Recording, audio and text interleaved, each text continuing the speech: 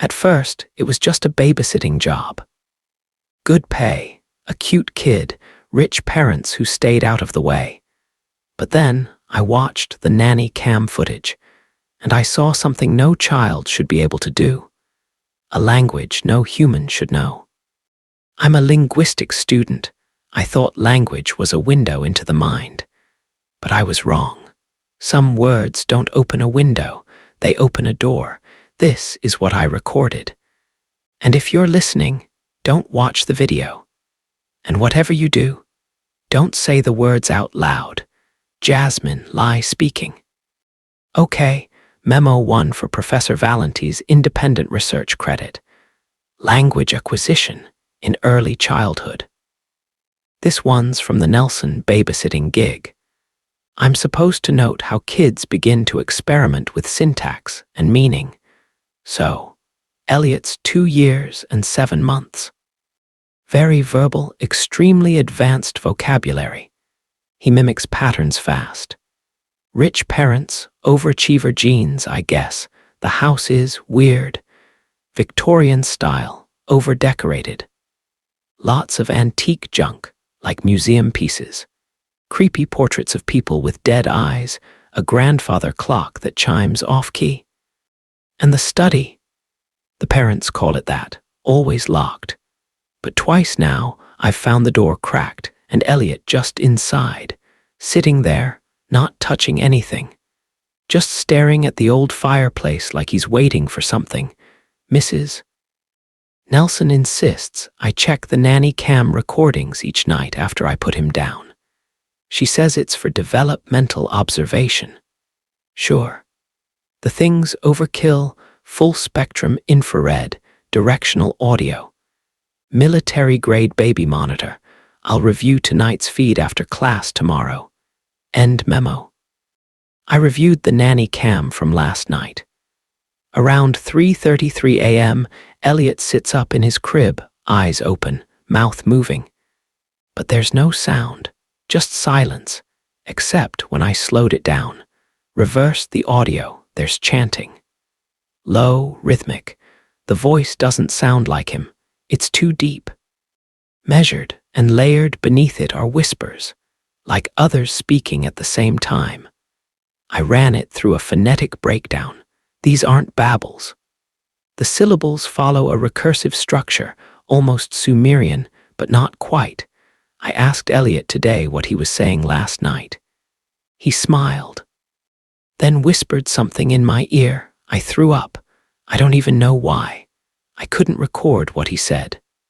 The mic shorted out, the audio file corrupted.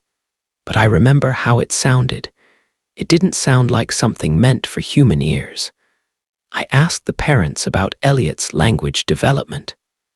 They got weirdly evasive, said he's gifted and that they're not concerned.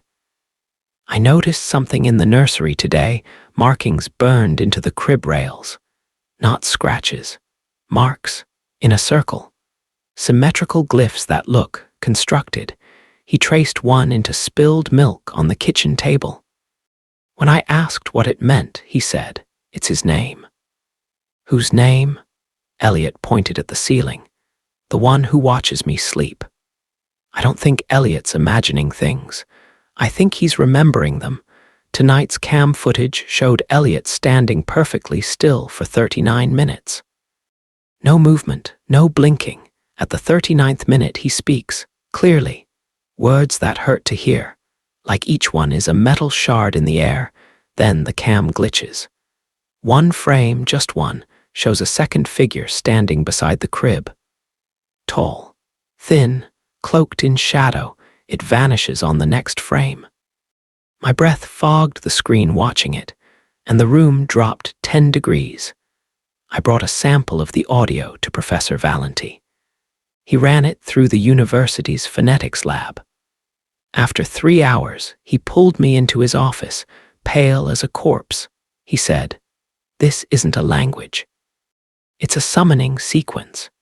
He showed me diagrams, cultic texts predating Mesopotamia, groups that spoke only in fragments because the full sequence was never meant to be heard. He traced the symbols Elliot drew to something called the Kal-Naru script. It literally translates to voice that brings the one beneath. Valenti said it should be impossible, that no one alive should know these phonemes, that it shouldn't be in any child's mouth. I left the sample with him. That was 12 hours ago. Now his office phone rings without answer. The house was empty. I came back. I had to see Elliot one last time, but he's gone. The crib is overturned. Every wall covered in chalk symbols. The study is wide open, the air thick like molasses. There's a hum, low and constant, vibrating in my spine. On the floor, the chalk glows faintly red, pulsing like a slow heartbeat. I found the nanny cam footage. It recorded until 3:12. Then cut out. I watched it.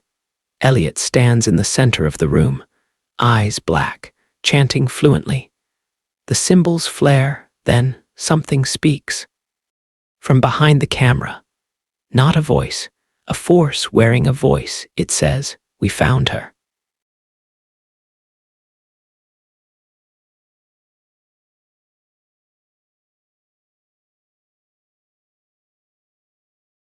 The first time I saw it, I couldn't move. It was 3:42 a.m.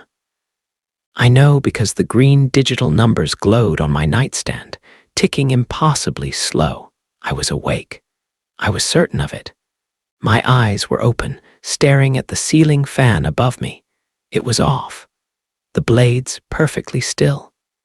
The room smelled like dust and the faint plastic scent of my laptop charger. But my body wouldn't move. My chest rose and fell like I was breathing through a straw. My tongue felt glued to the roof of my mouth. My fingers tingled as if asleep. And then I heard it, breathing, not mine. It was raspy, wet, labored, like lungs filled with fluid, and it was coming from the corner of the room. I wanted to scream, but all I could do was cry silently. Tears slid down my temples and soaked into the pillow as something shuffled closer, one creaking floorboard at a time. My name's Mark. I'm 31, single, and I live alone in a third-floor apartment on the edge of the city. Not a haunted house, not an asylum, just a regular, slightly overpriced studio with thin walls and a broken heating unit. I'm not special. I work remote in tech support. Most of my time is spent replying to angry emails and telling old people how to reset their modems. No mental health history. No drugs. No trauma that I'm consciously aware of. But for the last 3 weeks, I've woken up at 3:42 a.m. unable to move. At first, I Googled it. Sleep paralysis. Common. Harmless. A trick of the brain during REM sleep. Nothing to worry about, so I told myself it wasn't real. That the shape in the corner, the tall, stooped figure with a head that tilted too far sideways, was just my brain playing tricks, until last night, when it touched me. That night, I awoke in the same state, eyes open, body frozen. Room dead silent, but it was already standing at the foot of my bed. I could see the outline this time. It was tall, at least 7 feet, its limbs narrow, elongated. No details. Just a deeper black in the darkness, like it was absorbing light instead of reflecting it. I tried to move my toe, my finger, anything, then it bent down, face level with mine. I felt something touch my foot. Light. Almost like a fingertip dragging across my skin. It didn't speak. It just stared, breathing that wet, rattling breath. I smelled mildew, old dirt. Like it had crawled out of the crawl space under the world. When I finally snapped out of it, I gasped so hard I thought I was choking. I turned on every light. Slept with my back against the wall like a terrified child. I told Jenny, my younger sister, over the phone the next day. She's the type who watches true crime documentaries to relax. She laughed nervously, then paused. That's scary, but it's just your brain, right? It touched me, Liz. Like it physically touched me. How do you explain that? She went quiet. You remember what happened to Dad, right? That made me stop. Dad had bouts of what he called night paralysis in his last year. Claimed he saw a woman in the corner of his bedroom. Said she spoke to him in a language he didn't understand. Mom said it was just his medication, but he died in his sleep. His eyes were open when they found him. The third night, I tried sleeping with the lights on. Didn't help. Again, I woke up. 3:42 a.m. Eyes open. Paralyzed. The thing was beside my bed this time. I felt it kneeling on the mattress. The weight shifted the springs. I heard it breathe beside my ear. And then, it spoke. It wasn't in English. The words were low and wet and wrong, but they scraped across my brain like razors. It was like hearing meaning without understanding the language. I couldn't respond. It pressed something into my hand. When I woke, there was dirt beneath my fingernails. That morning, I set up my phone to record overnight. I didn't sleep well. Every creak of the pipes made me twitch. But when I reviewed the video, I screamed. At 3:42 a.m., the screen glitched. Just for a second. Pixel static. Then the blankets moved, no visible hand, no breeze, just my blanket slowly folding inward, like someone was climbing in bed with me. And then came the voice. Right next to the mic, whispering something impossible to transcribe. I threw the phone across the room. I asked my landlord if anyone had ever died in the unit. She sounded annoyed. No. Why would you even ask that? I told her I'd been experiencing disturbances. She laughed. A dry, humorless thing. This isn't a horror movie, Mr. Sanders. You're not special. But I saw it in her hesitation. Something was off. I checked local forums. Reddit, city records. 3 tenants had broken lease in the past year, all cited sleep issues. I tried sleeping in the living room. Didn't work. I woke up in the same state. This time, it wasn't just standing over me. It was pulling me, one long hand around my ankle, dragging me off the couch. Slow, methodical. I felt my head thud against the carpet, and my lungs seized. I was choking on nothing, the air thick like water. Just as I was pulled into the hallway, I snapped free. I sat up, gasping.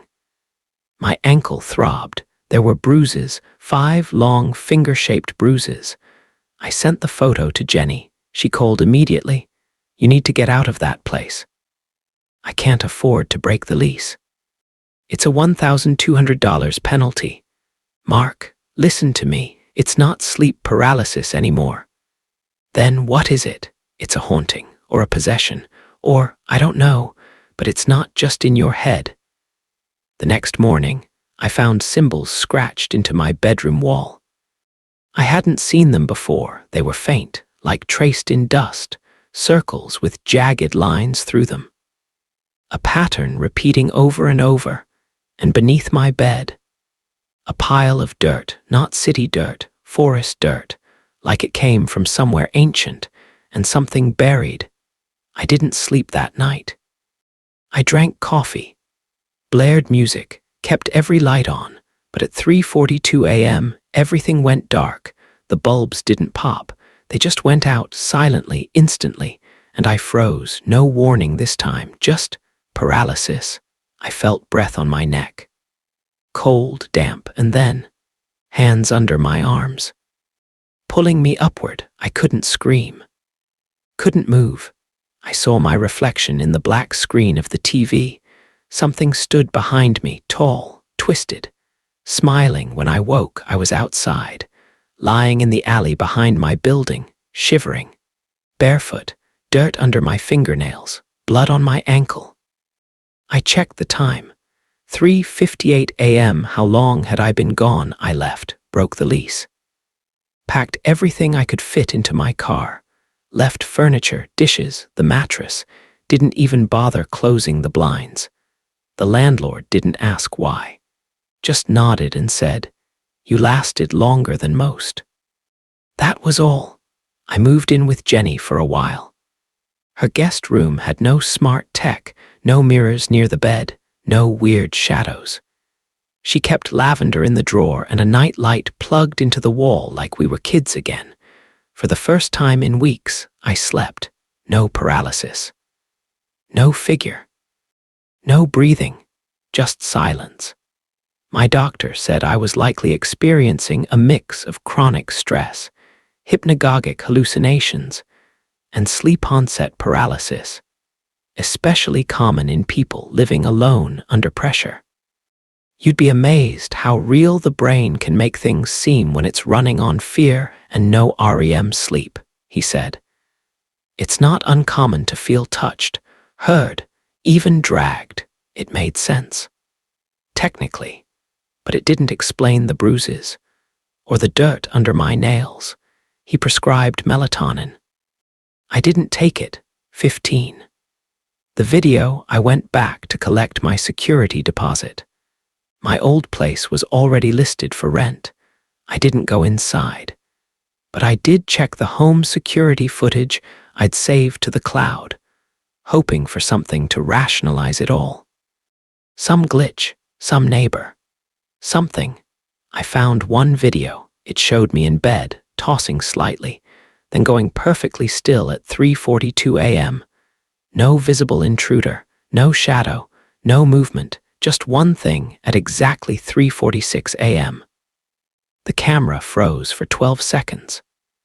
When it resumed, I was facing the opposite direction, still motionless. I'm living on my own again now. New apartment.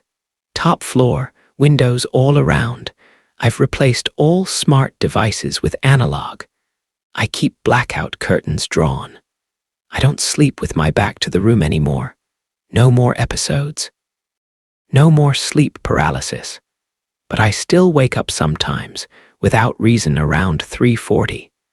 Always alert, always listening, and sometimes, just sometimes, it still feels like something's watching me. But when I turn to look, there's nothing there, just stillness, and the quiet hum of the walls breathing.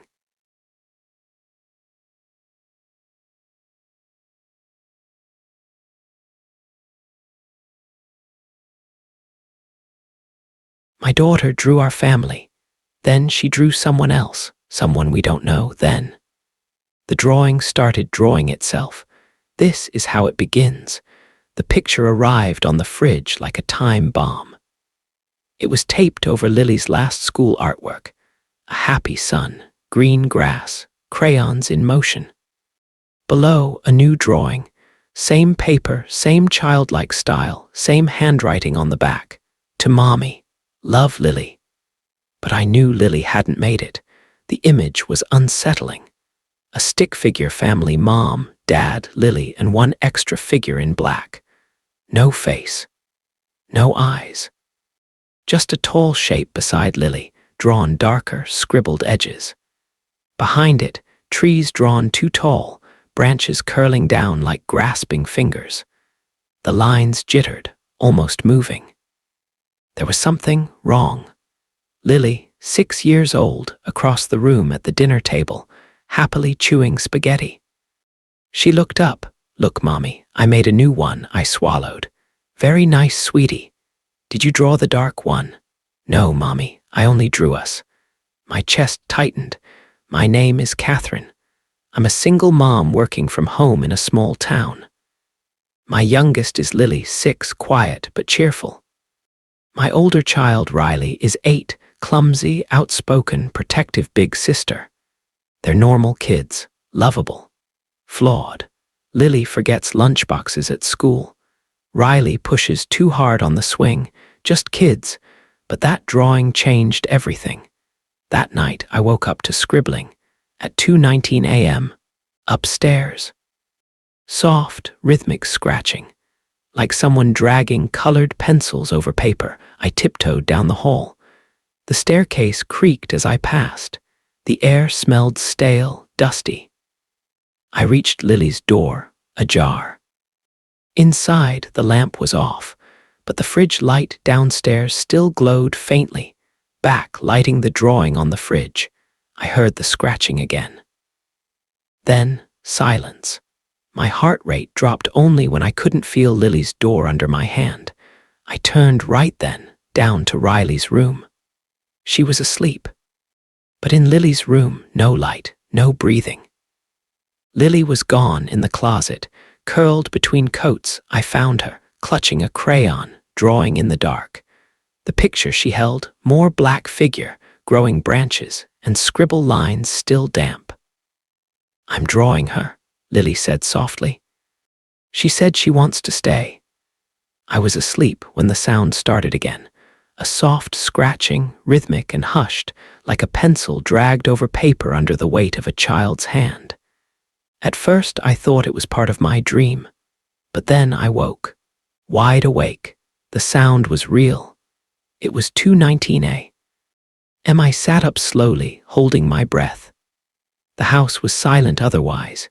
No wind, no pipes, just that one quiet sound. Scratch, scratch, pause. Scratch, scratch, scratch. I got out of bed, crept barefoot across the carpeted floor, wincing every time the floorboard let out the faintest whine. I made my way down the hall, past Riley's room. Her door was open. I peeked in. She was curled up on her side, fast asleep, hugging her worn stuffed pig. Then I turned toward Lily's room. The door was slightly ajar. Not enough to look through, just enough to whisper dread. That sound again. Scratch, scratch, scratch. I pushed the door open slowly, heart hammering in my chest. Her little pink lamp was off. Only moonlight spilled across the floor from the window, lighting her crayon-strewn carpet in an eerie bluish wash. The bed, empty. Lily, silence. My throat tightened, then a shuffling noise from the closet. I stepped forward. "Lily," I whispered again. And then I saw her. She was inside the closet, crouched low, surrounded by crayons and torn paper. Her eyes stared forward, not at me, at the drawing she clutched in both hands. Her hands moved in stiff, almost mechanical gestures. I flipped on the overhead light. "Sweetheart, what are you doing?" She blinked slowly, like waking from a trance. She looked up at me. "I was drawing with her," she said softly. A cold, burning sensation spread through my stomach. "With who?" Her lips curled into a faint smile. "The lady in the trees." The next morning was unusually quiet. Lily was still asleep, or pretending to be, curled tightly under the blanket with her back to the door. I found Riley in the kitchen, pouring dry cereal into a bowl without milk. Her face was pale, dark circles under her eyes. "You okay, kiddo?" I asked. She didn't answer right away. She stared into the cereal like it was telling her secrets. Then she finally said, "I think Lily's friend is mean." I sat across from her. "What friend?" She glanced toward the hallway, then leaned in close. "She told me she talks to someone in her room, a lady, and last night I saw something." I felt my chest tighten. "What did you see?" Riley took a shaky breath. I woke up. My door was open. I thought maybe you checked on me, but I heard Lily's voice in the hallway. She was giggling, but it sounded weird, too low. Like a grown-up voice was laughing with her. She swallowed. I got out of bed and looked. She was walking toward my room, but she wasn't alone. There was someone behind her. My fingers clutched the edge of the table. "Who?" Riley's voice dropped to a whisper.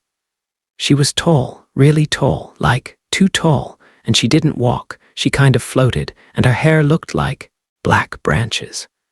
A chill rippled down my spine. Riley pushed her bowl away.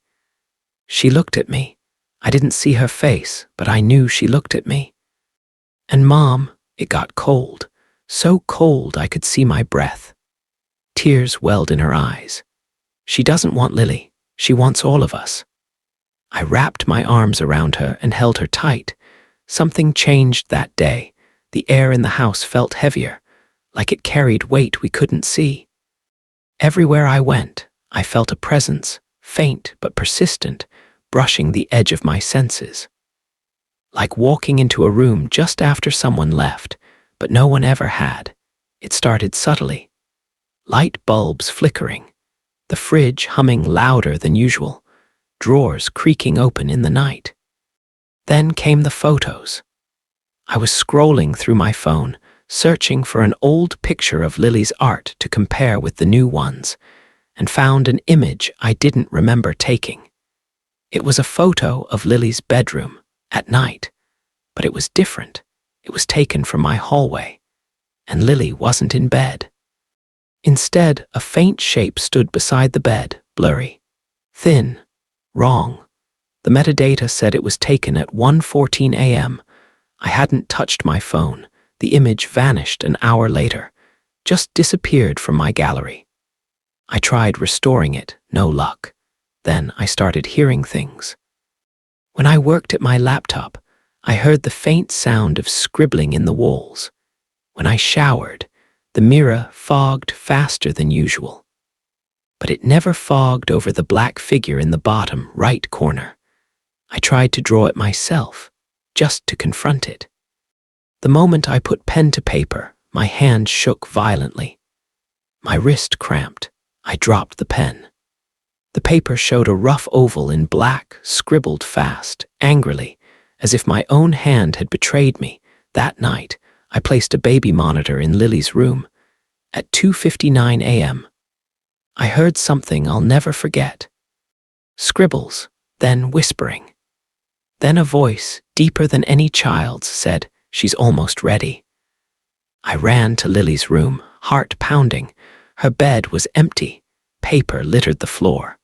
The window was wide open, curtains blowing inward. And one drawing sat on her pillow, a black figure holding a child's hand, walking into trees that looked like bones. I sat at the dining table at dawn, surrounded by paper. Dozens of Lily's drawings, once charming and chaotic, now formed a pattern I hadn't noticed before. At first glance, they were just children's scribbles. A forest here, a tall woman there, faceless. But when I arranged them in the order I'd saved them, from earliest to most recent, a symbol began to repeat, a spiral, not decorative, not like a fun swirl. It was crude, jagged, drawn over and over in black crayon, sometimes bleeding into the corners of the paper, like Lily had been forced to draw it compulsively. Another pattern. Eyes. They appeared in strange places. Trees with eyes.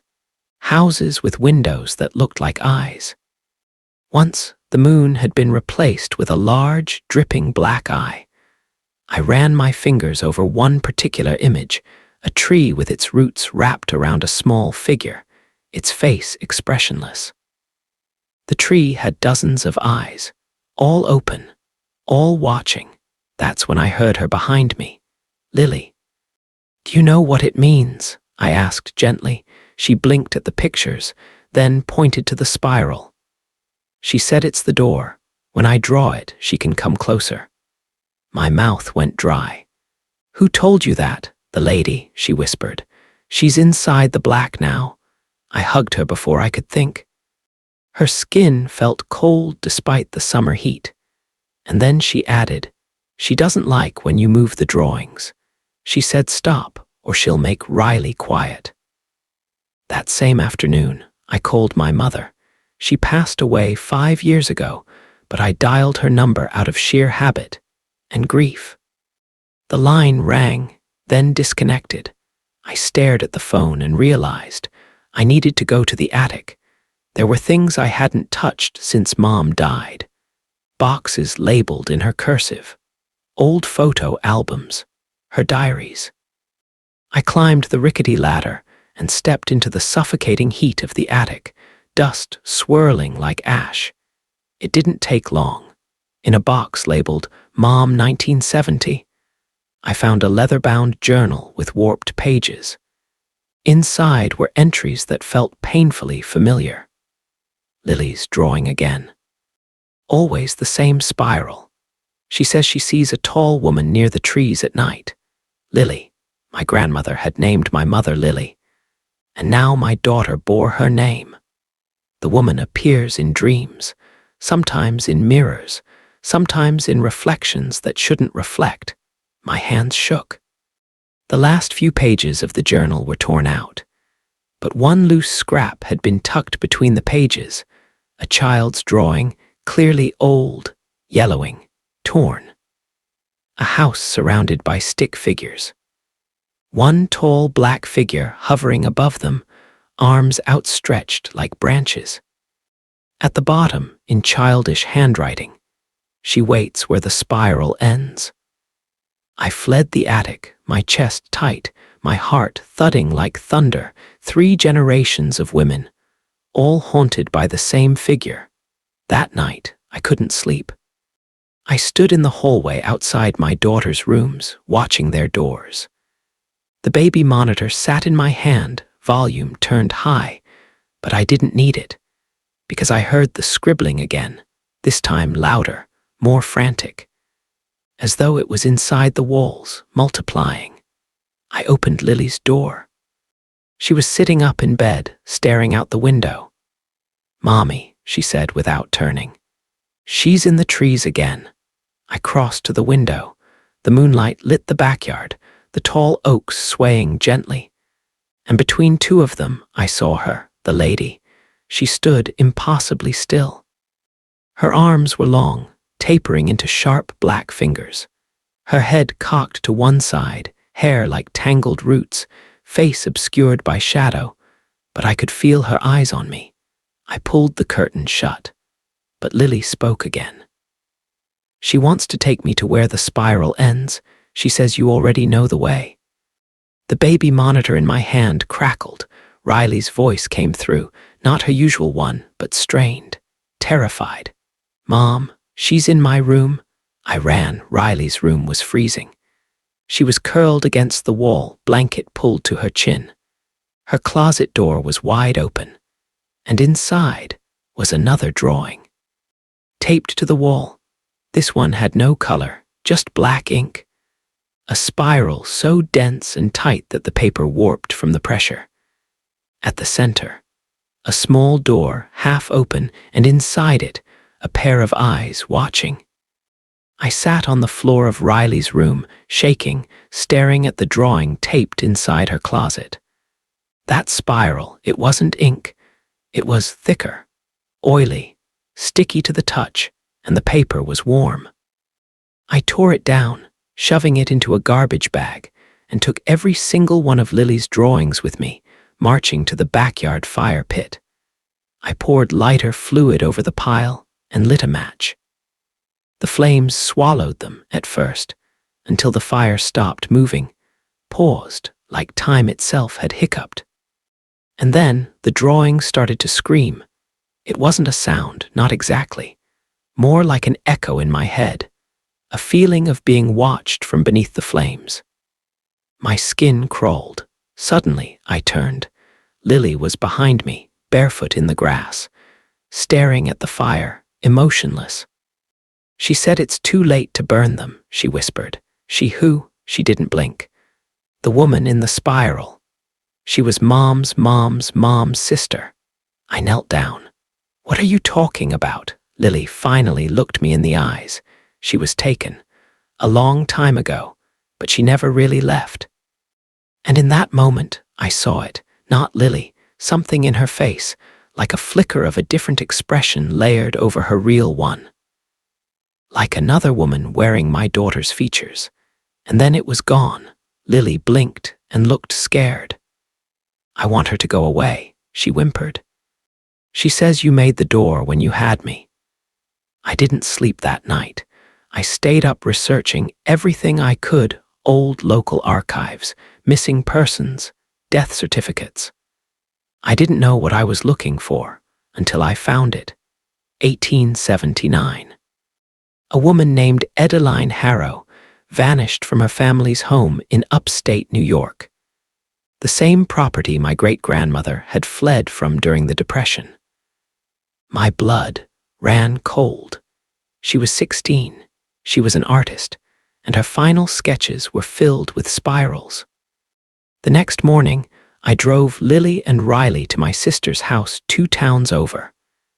I made up some excuse about needing a weekend to rest. Then I drove back to the house, alone. I had one place left to check, the root cellar. It sat beneath the old garden shed, behind ivy-covered slats, where I'd never gone deeper than a glance. But something about it always unsettled me. It took me an hour to pry open the door. The stairs led into complete blackness.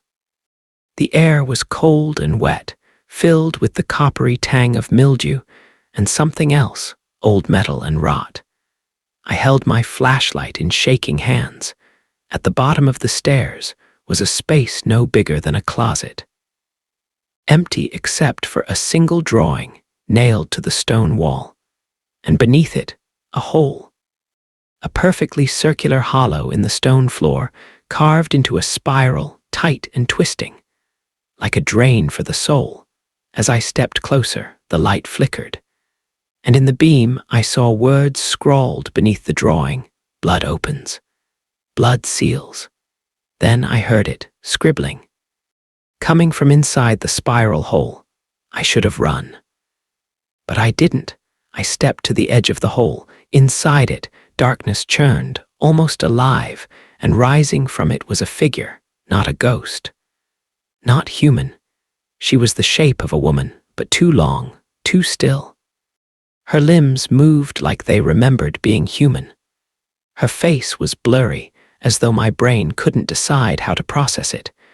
But her eyes, they were perfectly formed, my eyes. And then she spoke, without moving her mouth. "You gave me daughters. Open the door." My knees gave out. She rose higher, hovering halfway up the spiral cavity. I knew then, this wasn't a ghost, this was a fracture. A wound in the bloodline, handed down through drawing, through dreams, through birth. Lily had called her the lady in the spiral, but she wasn't Edeline. She was what had taken Edeline. What she had become, a trapped thing, growing stronger through lineage and memory. She reached for me. They see me now. They draw the way. Soon I'll walk. And then I took the knife from my belt, a gardening blade.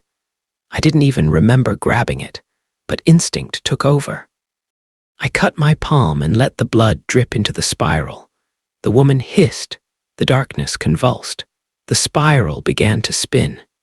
"You can't. You called me." I said nothing, just one more drop. One word spoken aloud. No. The spiral collapsed inward.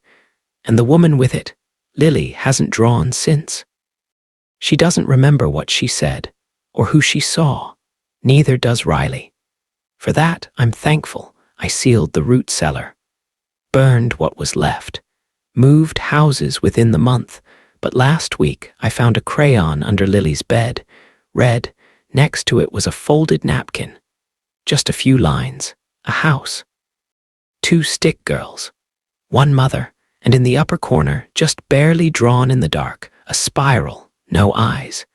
No doors, just the shape. Waiting.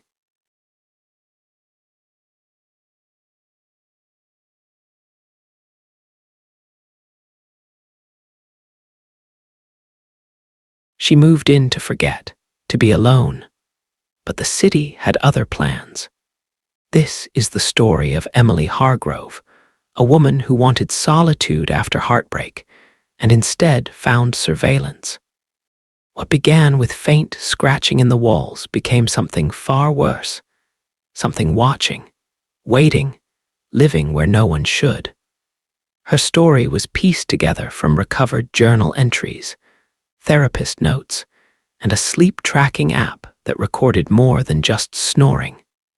What you're about to hear may sound impossible. But in cities like Chicago, where walls are old, neighbors are quiet, and landlords don't ask questions, some people disappear. Others just learn to live with being watched.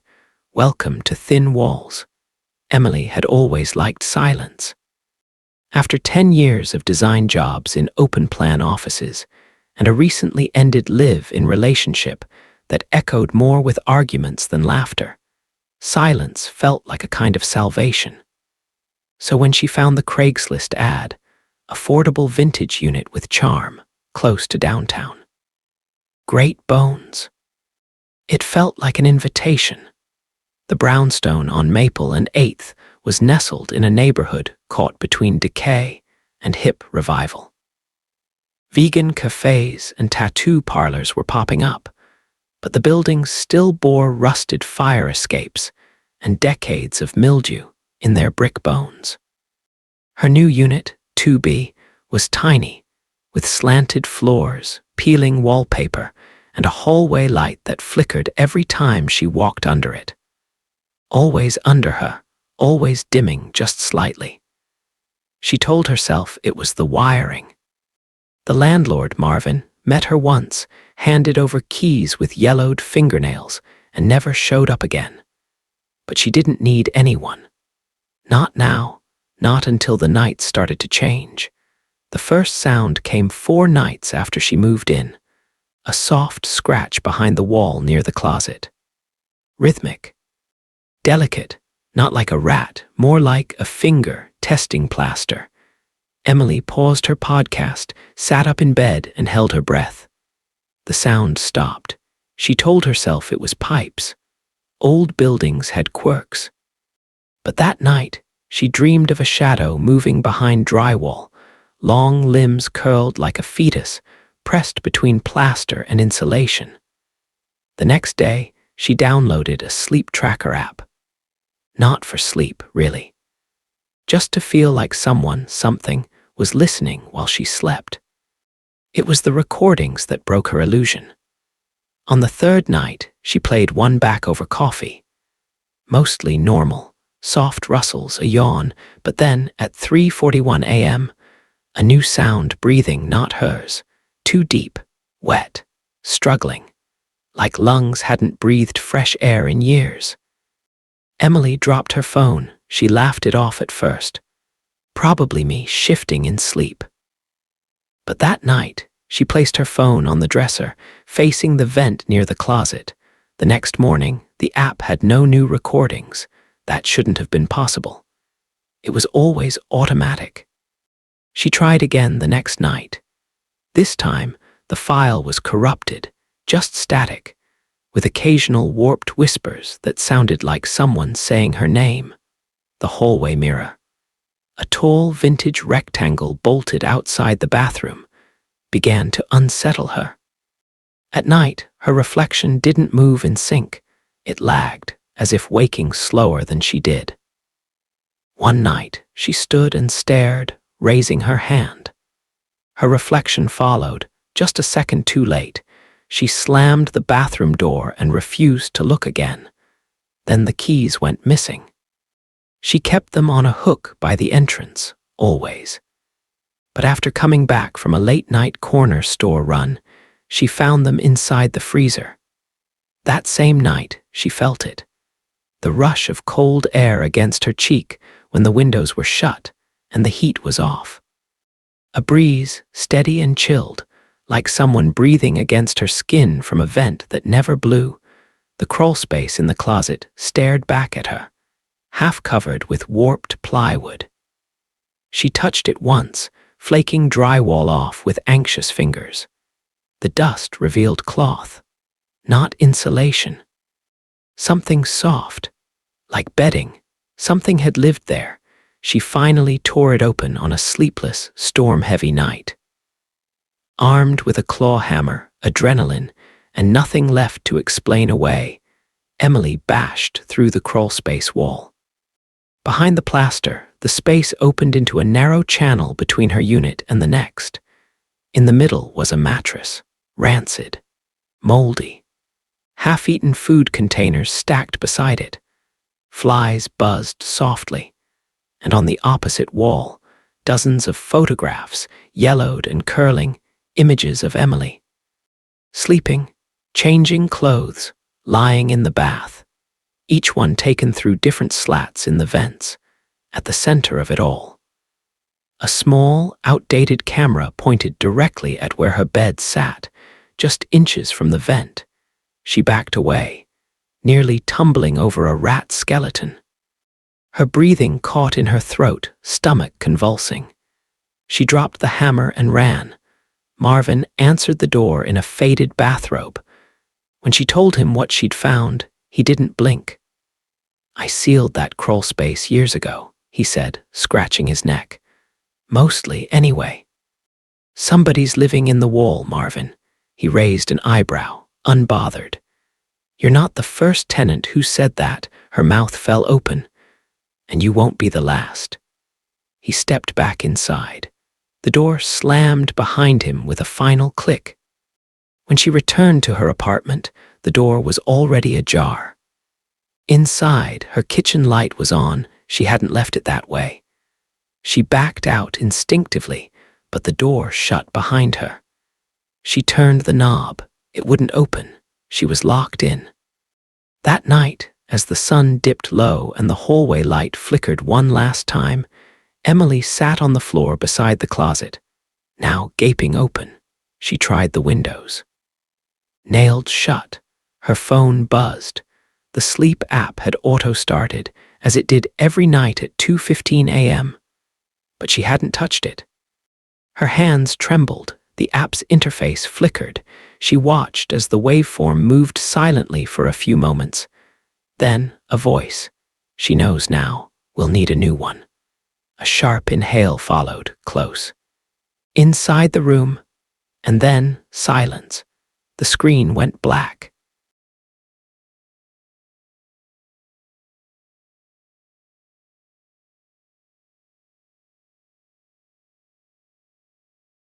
I started recording my sleep to optimize REM cycles and reduce stress. I never expected to find this. It started with faint breathing right next to the mic. Then whispers, static. Eventually, it was me talking in my sleep. But I don't remember saying anything. And last night, something new happened. Something I can't explain.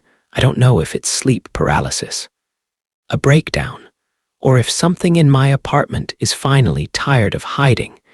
This is the last log I'll record. If you hear breathing at the end, don't turn around. My name's Derek.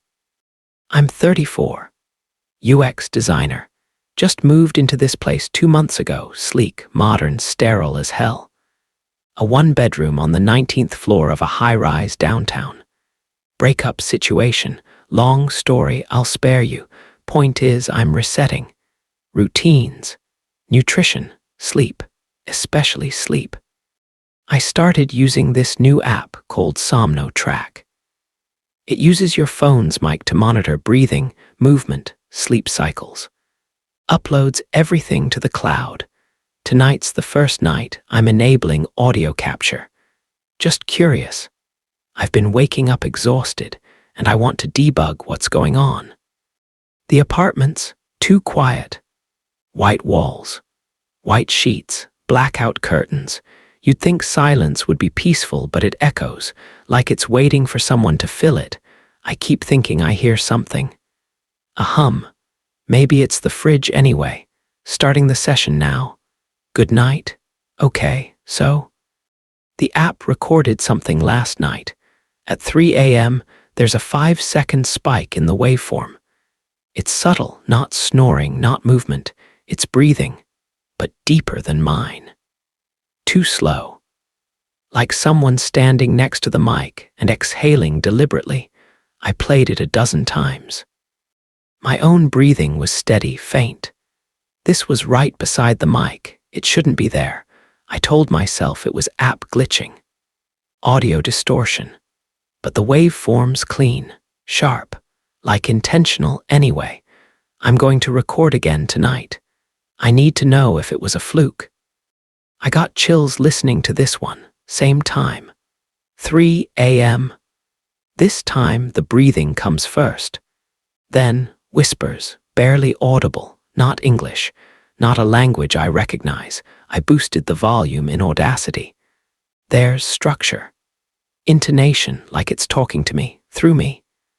And then, at the very end, I hear my own voice, whispering, "I see you now." I don't remember that. I was asleep. I locked my bedroom door, double-checked the windows, laid the phone flat, mic facing out, right before bed. I felt something strange, a pressure. Like my chest tightened and the air tasted metallic. Woke up drenched in sweat. Thermostat said 64 degrees F. The audio tonight, nothing, no spike, just silence at 3, except when I checked the app, the sleep graph was gone. Just a blank screen, but my camera roll had a new image, a screenshot of the app, showing recording, time-stamped 3 a.m. I didn't take that. I'm starting to feel watched, not in the abstract sense, literally. I woke up at 4 a.m. Bedroom door cracked open. I lock it every night. There's a pattern now. I get goosebumps on my left side, just the left. Always before bed, my smart lights flicker at 2:59 a.m. Even when unplugged, and I swear, when I lie in bed, I can feel breath on my cheek. I bought an external mic. I'm syncing it to my phone manually. If the app's being tampered with, I want a second source. Something's here. I just don't know what it wants yet. Tonight I got a video, set up my webcam to run through OBS, synced the sleep app. Hit record. Went to bed. At 3 a.m., the app logged nothing, no movement, no sound. But the video, I watched myself sit up. Slowly, eyes open, not blinking, I turn my head. Look at the space beside the bed. Then I start whispering, not in English. Same cadence as the previous recordings. Then I turn to face the camera and smile, not a dream, I have the footage. I watched myself do it, but I don't remember any of it. I deleted the app. I wiped the phone. Factory reset. The last few nights haven't made sense. Breathing that wasn't mine. Recordings I can't explain. Footage of me whispering languages I don't speak. But maybe there is an explanation. I haven't slept right since the breakup. I work 12-hour days, drink too much caffeine, don't eat real meals. All I do is sit in this apartment, surrounded by devices that listen more than I do. What if none of this was real? What if it's just sleep deprivation? Microdreams combined with tech glitches, the app could be buggy. The lights flickering, maybe faulty wiring, still that pressure I feel at night. That metallic taste in the morning, maybe it's mold, maybe it's stress, maybe I need a break. I booked an Airbnb upstate. No smart devices, no Wi-Fi, just me and a paperback. If I wake up rested, then I'll know. If the breathing stops, it was me all along. Click.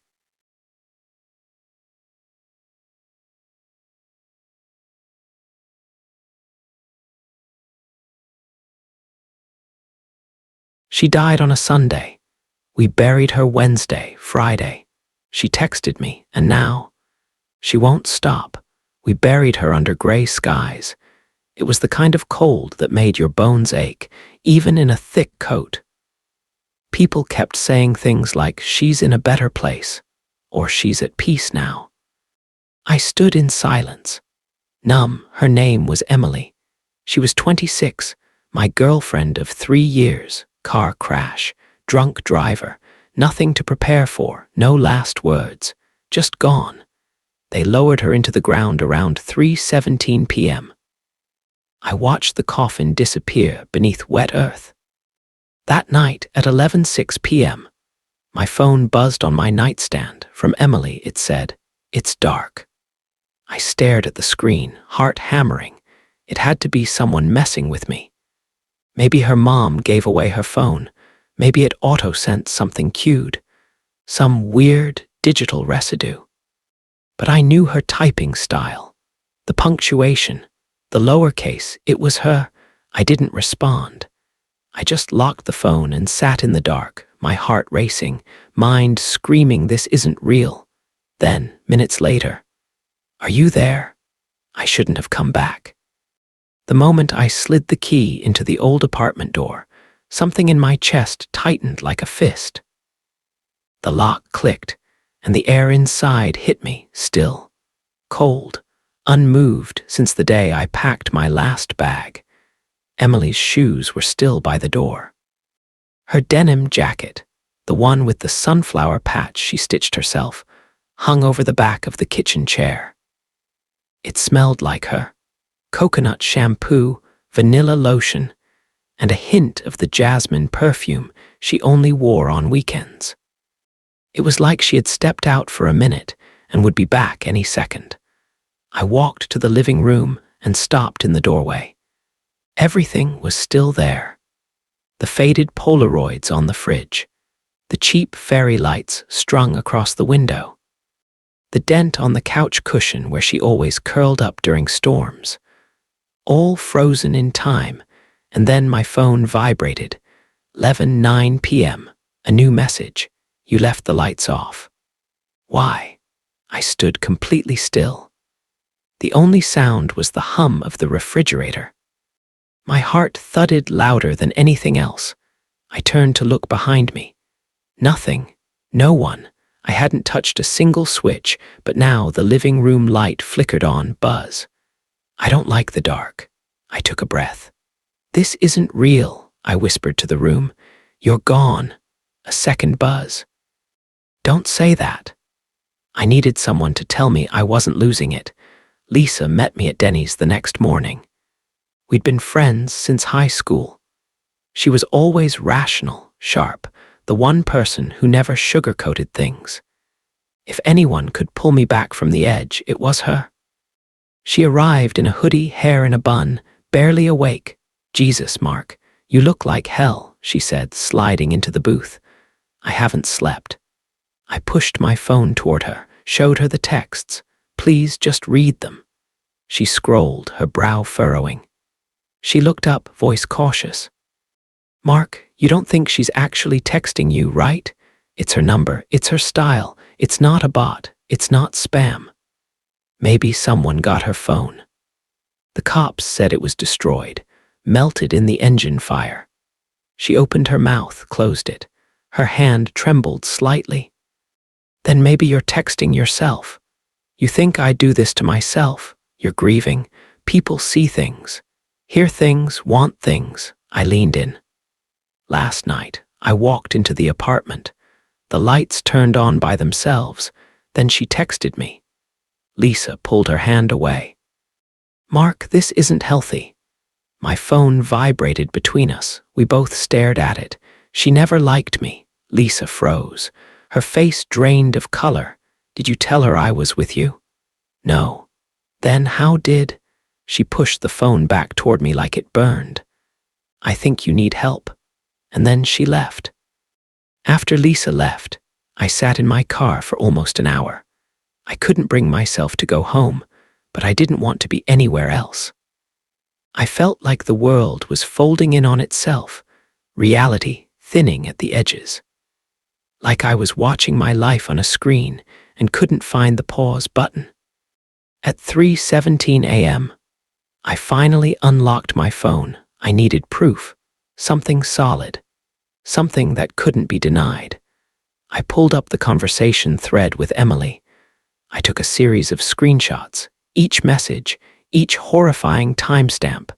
Then I saved them, uploaded them to my cloud. I even emailed them to myself. When I woke up 3 hours later, my phone was on the floor, battery drained.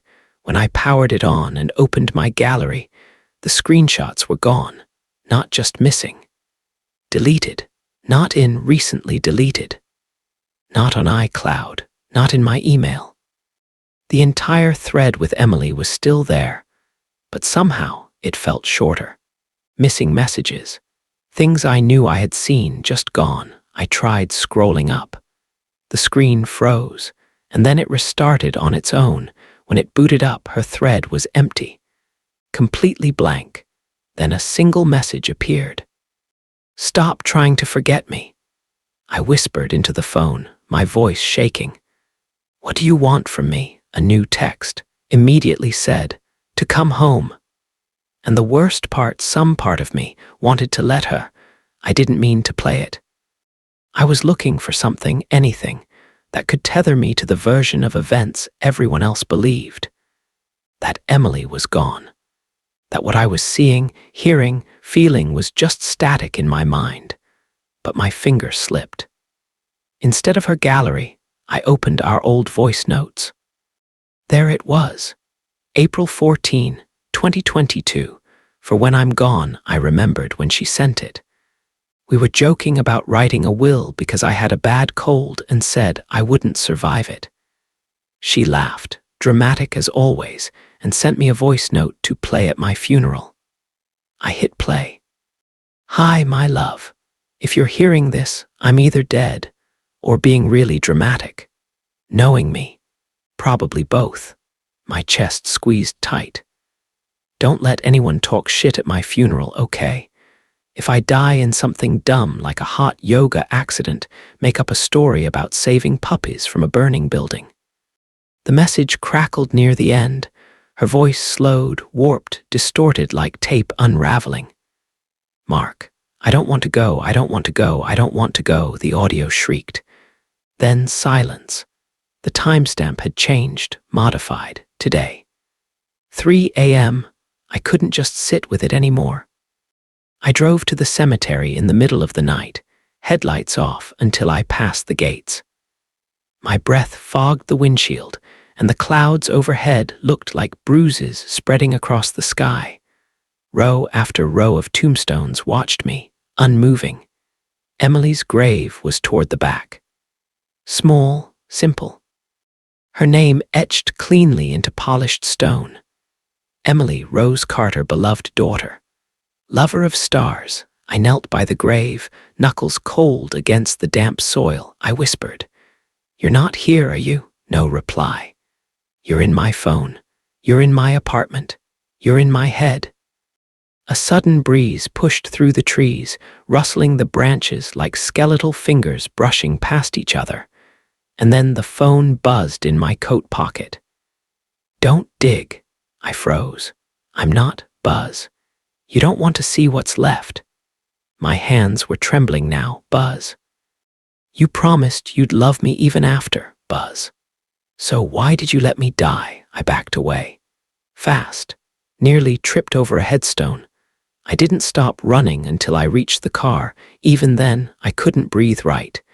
Because I did let her die, not on purpose. But I knew she wasn't okay. She'd been crying in her sleep, checking her pulse in the mirror, asking weird questions about the soul. And I didn't ask enough questions. Because I was tired. I tried blocking the number. Nothing happened. Then I changed my number. The messages still came, different number, different carrier. A burner SIM I picked up downtown. Still, she texted. Sometimes it wasn't even messages. It was notifications. Like my phone had grown a second consciousness. Apps I'd never installed. Alarms set to 3:33 a.m. sharp. Bluetooth devices connecting to mine without permission. Once my camera app opened on its own, I saw my reflection. But behind me, for half a second, there was a shape on the couch, hair pulled back in a braid, legs curled under. Bare feet, Emily, gone when I turned around. The worst part. I'd seen the Reed receipts, the ones I sent to Lisa. To my mom. Even a job recruiter, all showed as Reed, but they swore they hadn't opened them. Weird. I didn't even get that text, Lisa said. My mom was more direct. "Stop it, Mark. Stop dragging her name through whatever this is. She's gone." But she wasn't. She was here, living between signals. Buried under code. I reached out to Emily's mom. I didn't know what I was hoping for. Maybe to hear someone say they'd felt it too, seen her, dreamed of her. She opened the door cautiously. "Mark," she looked thinner, worn down. I shouldn't have come, I said. No, you should have. I've been meaning to talk to you. We sat in the living room where Emily grew up. Family photos lined the shelves. A school portrait of her in second grade with a gap-toothed smile. A Polaroid from last Christmas. Her scent still lingered faintly, rosemary and almond soap. Have you been getting anything? I asked. Messages, calls, anything? She hesitated. I thought I was going crazy. She pulled out a tablet from the side table, opened her Facebook Messenger. There it was, last message from Emily sent 2 days ago. He won't let me rest. We stared at the screen in stunned silence. You think she means me? I don't know, her mother said quietly. Or someone else. A shadow passed over the window. Nothing outside, just wind. But something in the house felt heavier now, denser, like we were being watched. And for the first time since it started, I didn't feel alone in my grief. But I wasn't comforted. I was terrified. I started saving the messages, screenshots, text logs, even the audio glitches and corrupted voice notes. I created a folder on my desktop named Emily Archive. I don't know why. Maybe I needed proof. Maybe I needed her to know that I wasn't ignoring her. That someone, somewhere, still saw her.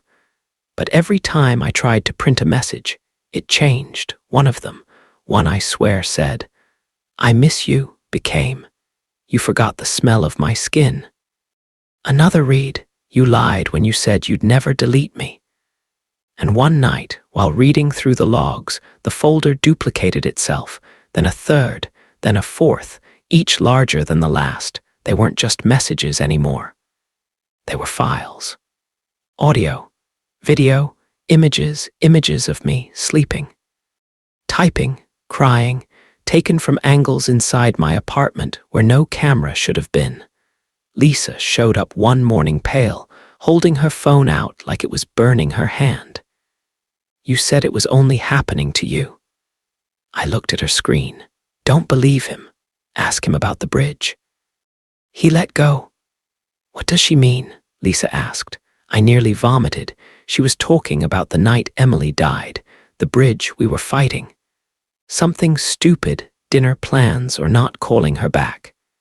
She got out of the car mid-argument, walked along the shoulder. I told her to stop. I let her walk away. She'd always said bridges made her feel unsafe. She never made it home. They found her hours later, broken at the bottom of the embankment. They called it accidental. But maybe it wasn't. Maybe she'd texted me. Maybe I'd silenced the phone. Lisa, you need to block the number. I tried, she whispered. She won't go away. We stared at the screen together. The typing bubble appeared. Emily is typing. It lasted for a full minute, then vanished. I called a digital forensics specialist. Explained the situation as vaguely as possible. Corrupted files, untraceable messages, camera breach. He listened quietly. You sure no one had remote access to her cloud before she passed? I'm sure. He offered to wipe my drives, replace the hardware, do a digital exorcism, basically. I said yes. He came over, hooked into my system, brows furrowed as he scrolled through logs and packet data. Then his face drained. Dude, this isn't just some ghost in the machine. Then, what is it? He turned the monitor toward me. A single file had reappeared again and again in random sectors. Emily Love Mark, not text, not JPEG. A file extension that didn't exist, it auto-opened, and a video played, Emily looking into the camera. Same braid, same hoodie from the night she died. You didn't fight for me, she whispered, but you can end it. The screen glitched. Her eyes bled static. Delete me. Say goodbye. Mean it. I took one last breath before dragging the file into the trash. My hand trembled. It felt like pulling the plug on something real. Something still breathing, if only just. The moment I hit delete, the lights flickered. My phone buzzed once, then went dark. No more messages, no typing bubbles, no files, no duplicated folders, not even her number in my history, like she'd never been there, like she finally let go, or I did. Life moved forward. Lisa and I talked less. The funeral became a memory. I kept the phone, though I turned off notifications. Started therapy. Told myself what I saw wasn't real, but even now, sometimes at 3:33 a.m., I wake up and check my phone. No new messages. But her thread still sits at the top of my inbox. Unread, unsent, but still there, just in case.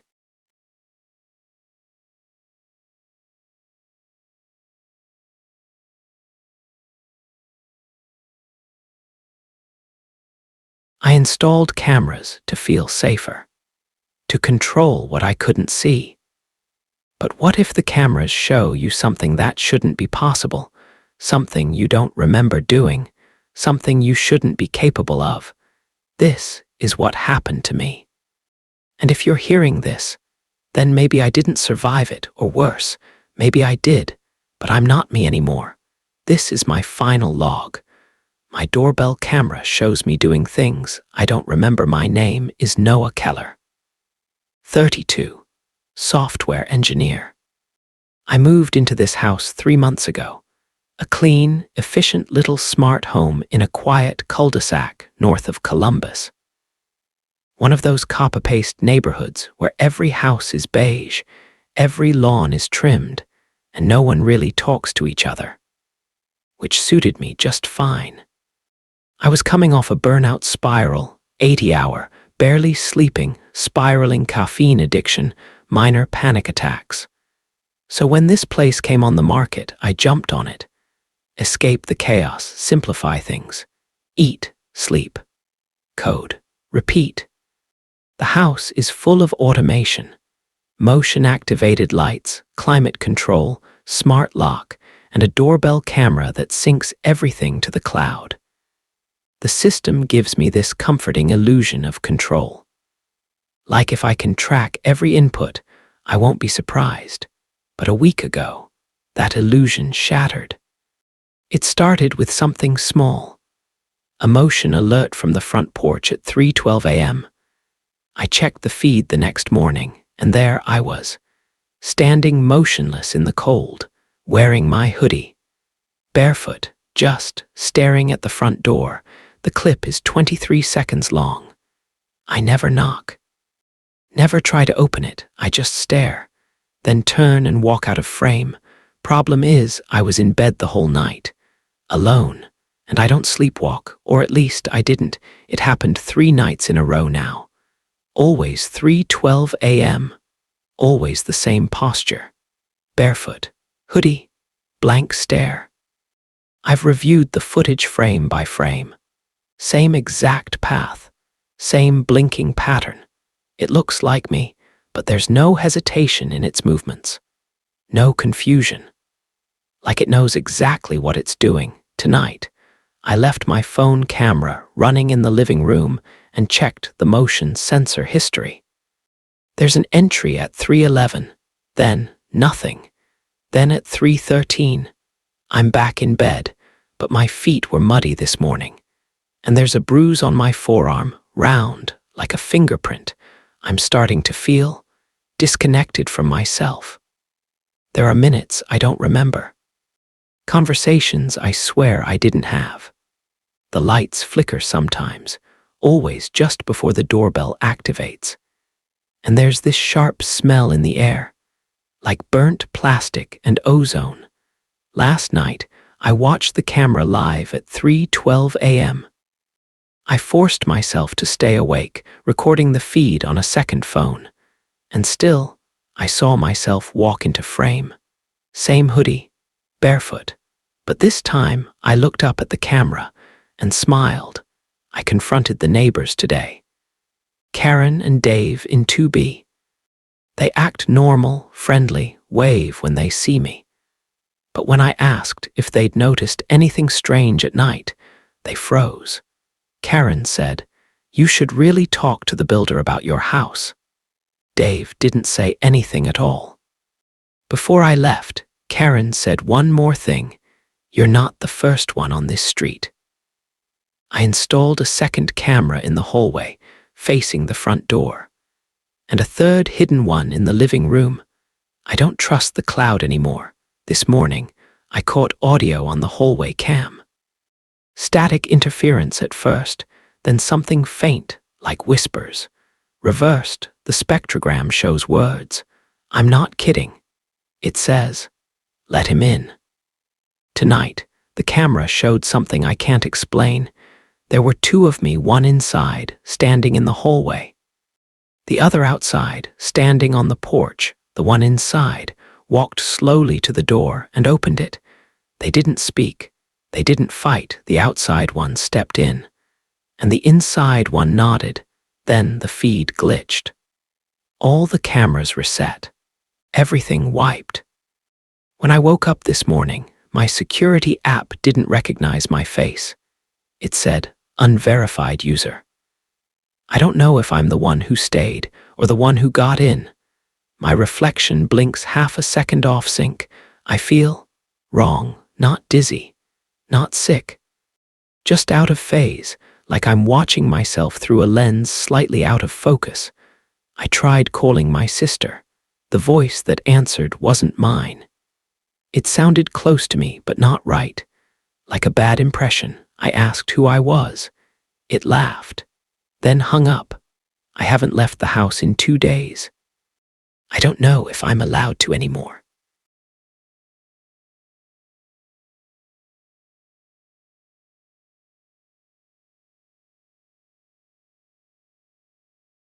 The voice woke me up before my alarm did. "Good morning, Kyle. Would you like to hear a memory of Rachel today?" I blinked hard, disoriented, my mind still clinging to a half-remembered dream.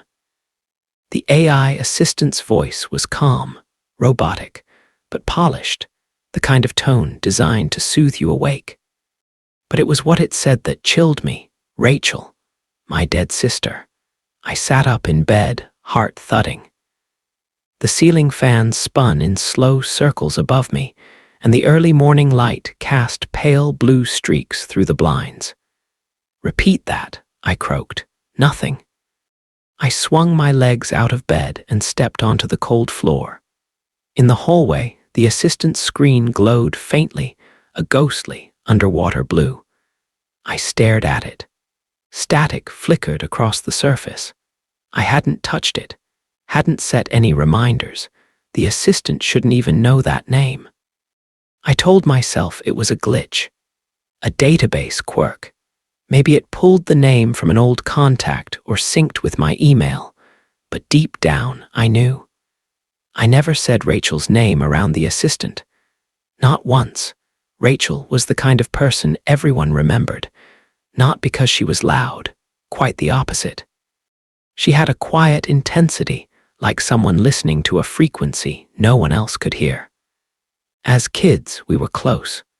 2 years apart, inseparable. We played our own games, made up stories, whispered secrets in closets during thunderstorms. She died on a Thursday. Black ice. Rural road. The kind of story that ends with sirens and broken glass. I didn't cry at the funeral. I didn't speak. I remember staring at the closed casket and thinking how wrong it was that her body was hidden, as if death was something to be ashamed of. 3 months later, I bought the house.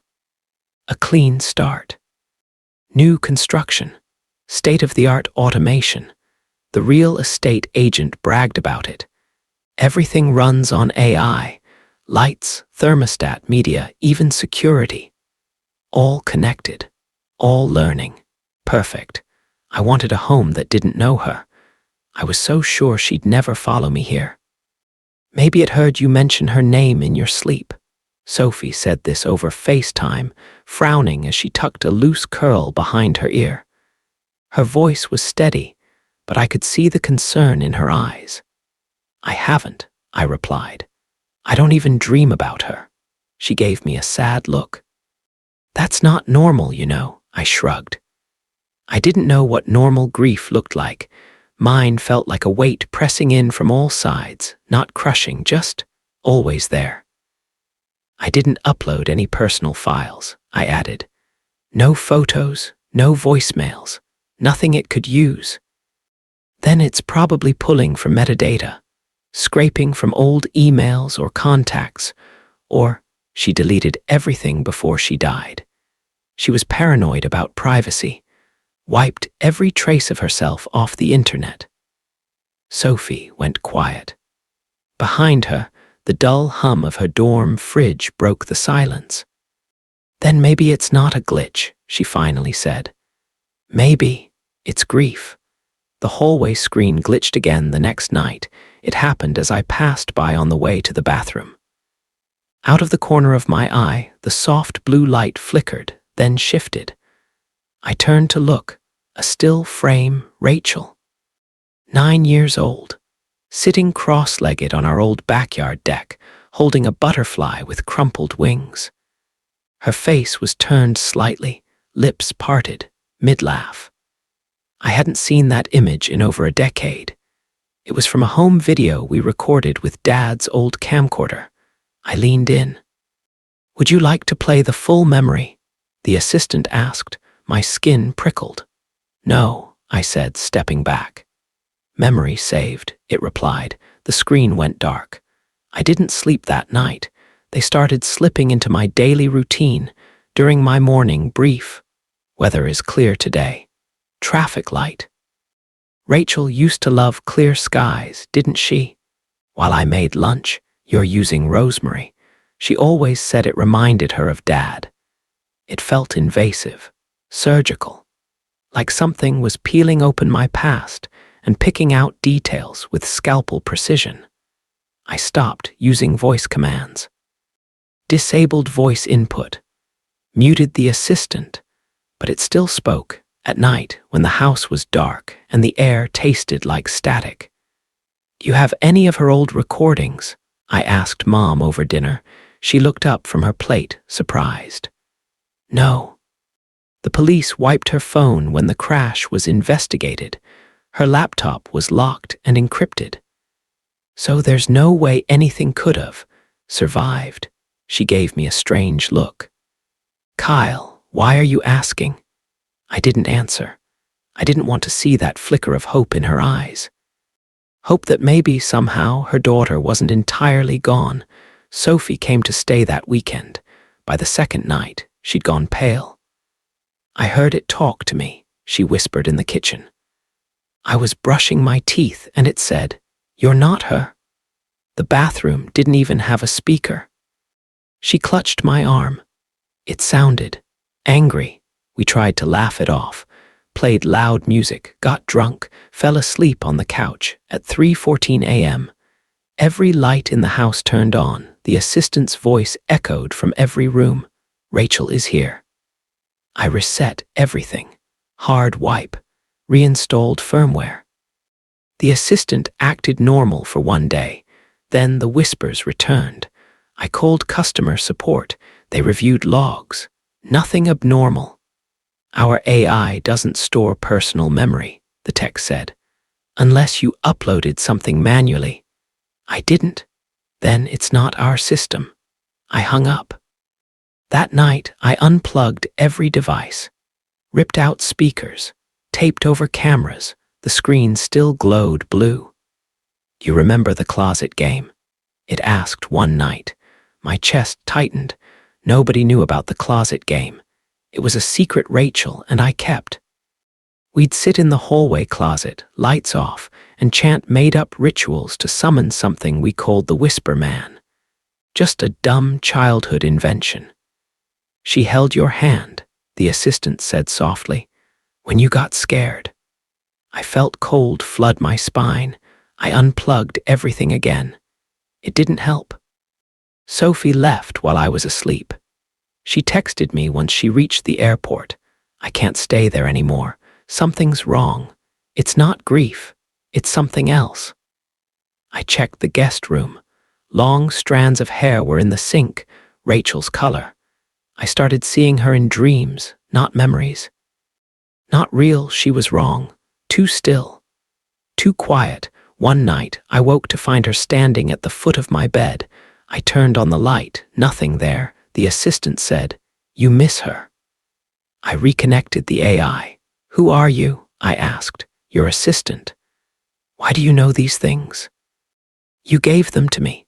"No, I didn't. You needed me to." It paused. "You brought her back."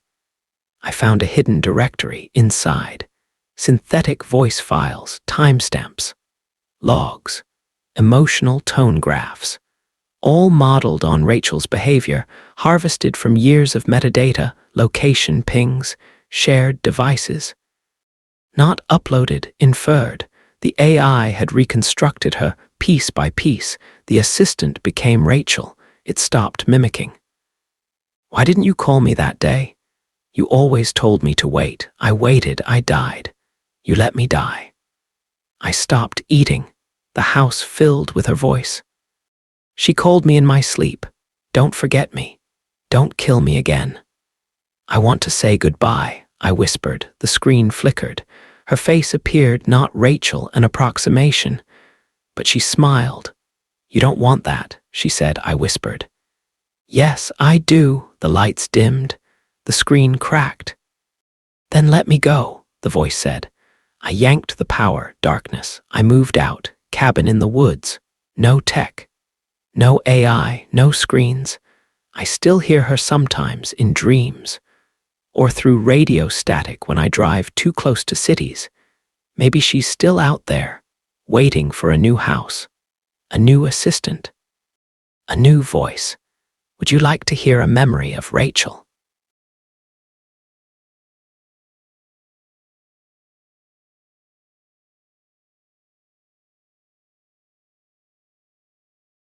I didn't even notice it at first.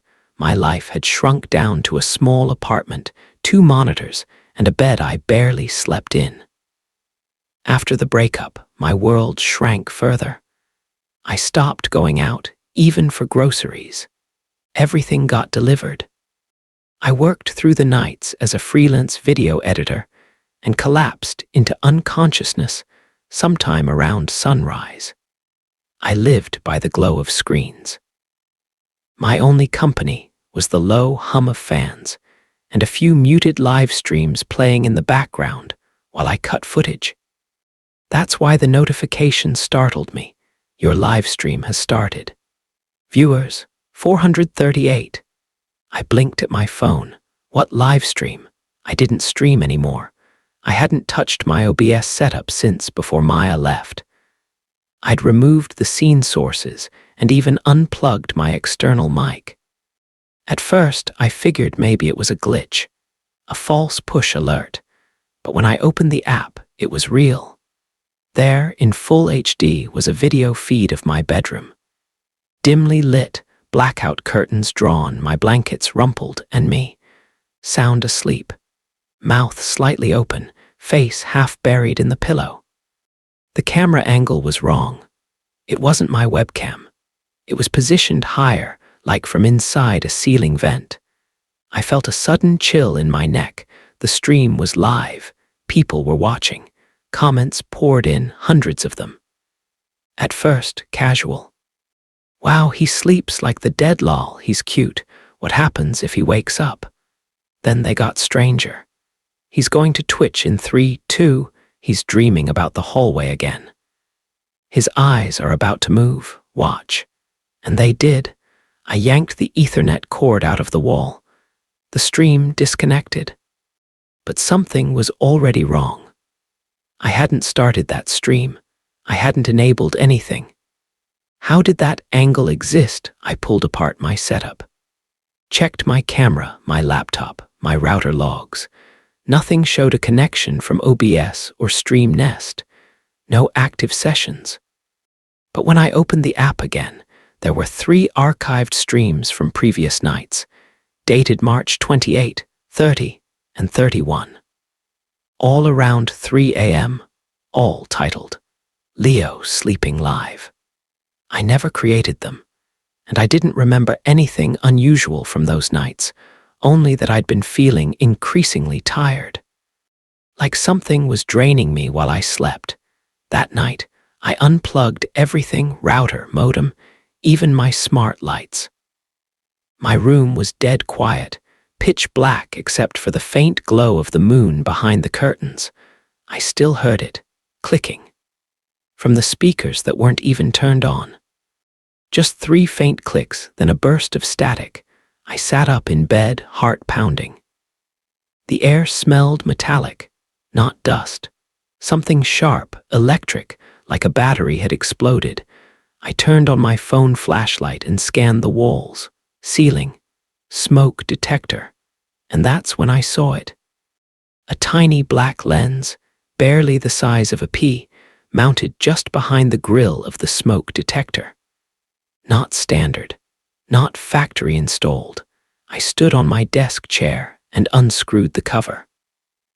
Behind the plastic was a thin black wire running into the drywall. I followed it as far as I could, past the bedroom, into the closet wall. There was no reason any cable should be there. I hadn't installed it. No landlord or maintenance had been by in months. That camera had been here for a while. I logged back into Stream Nest using a clean device. The live stream was still going. Live. But this time, the angle had changed. Now it was watching me. From behind. I could see myself on screen, shirtless, barefoot, holding the flashlight, looking at the ceiling like a lunatic, and the comments kept coming. He sees it. It's too late. He's not the one posting anymore. My own image froze on the stream, even though I was still moving in real life. On screen, I was just still. Mouth open. Blank expression. Like a mannequin version of me. Then my frozen reflection on screen smiled. I didn't. I backed out of the room, heart pounding, while rising in my throat. I called the building manager the next morning, demanded to know if anyone had access to my unit. He said only I had been inside. No work orders, no maintenance, nothing unusual, but the smell was still in the apartment. That weird, hot plastic scent, like a fried circuit. I traced the IP traffic using a packet capture tool. I expected some spoofed remote access or compromised server, maybe something routing through a VPN. Instead, the data wasn't going out to the internet at all. It was coming from inside my own network, a hardwired device. 192.168.0.7, hidden, no host name. I shut everything down, ripped out drywall, cut my knuckles digging into the closet. Found a small, black, unmarked box buried inside the insulation, one red LED. Blinking when I touched it, a shock ran through me. Not enough to burn, but strong enough to taste metal in my mouth. I dropped it instantly. The stream cut out for the first time. I thought I'd won. I thought whatever was watching me, hijacking my tech, broadcasting my life without consent, was finally done. But then the stream came back. Different account, different platform. I only found it because someone in an old Discord server pinged me. Dude, is this you? Why is it live again? Same apartment, same angle, only this time I wasn't moving. On screen, I was just sitting at my desk, staring into the monitor, still as a statue, mouth half open. Blank face. It was my apartment. But I wasn't in control anymore. The comments were calm. Too calm. He's learning to hold still now. I think it likes him. Soon he'll smile again. And then it did. The on-screen version of me smiled. But I wasn't smiling. I shut the laptop. Threw it across the room. I'm writing this from a burner phone now, staying in a hotel an hour away. No Wi-Fi. No smart tech. Just analog walls and silence. But sometimes, at night, I feel a buzz on my skin like static crawling over me. I see shadows move behind my reflection on dark screens, even when the power is off. And sometimes I think I hear it just below the range of sound. A whisper, not to me, but as me. I never pressed start.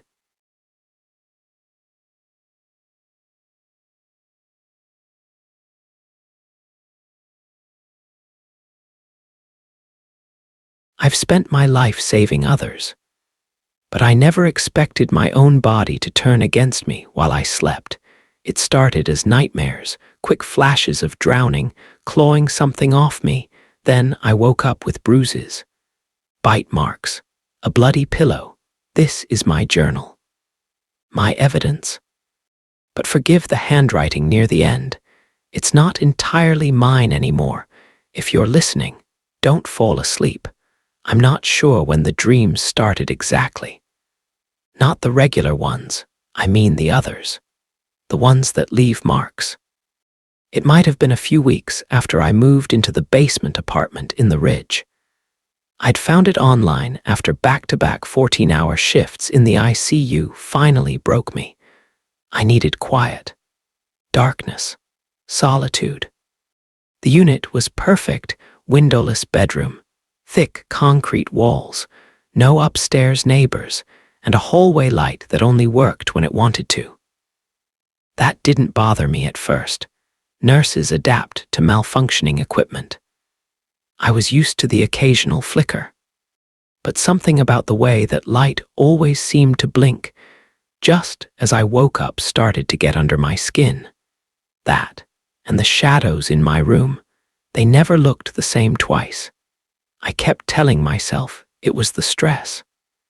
After months of watching people flatline and coding without warning, your brain starts filling in the blanks.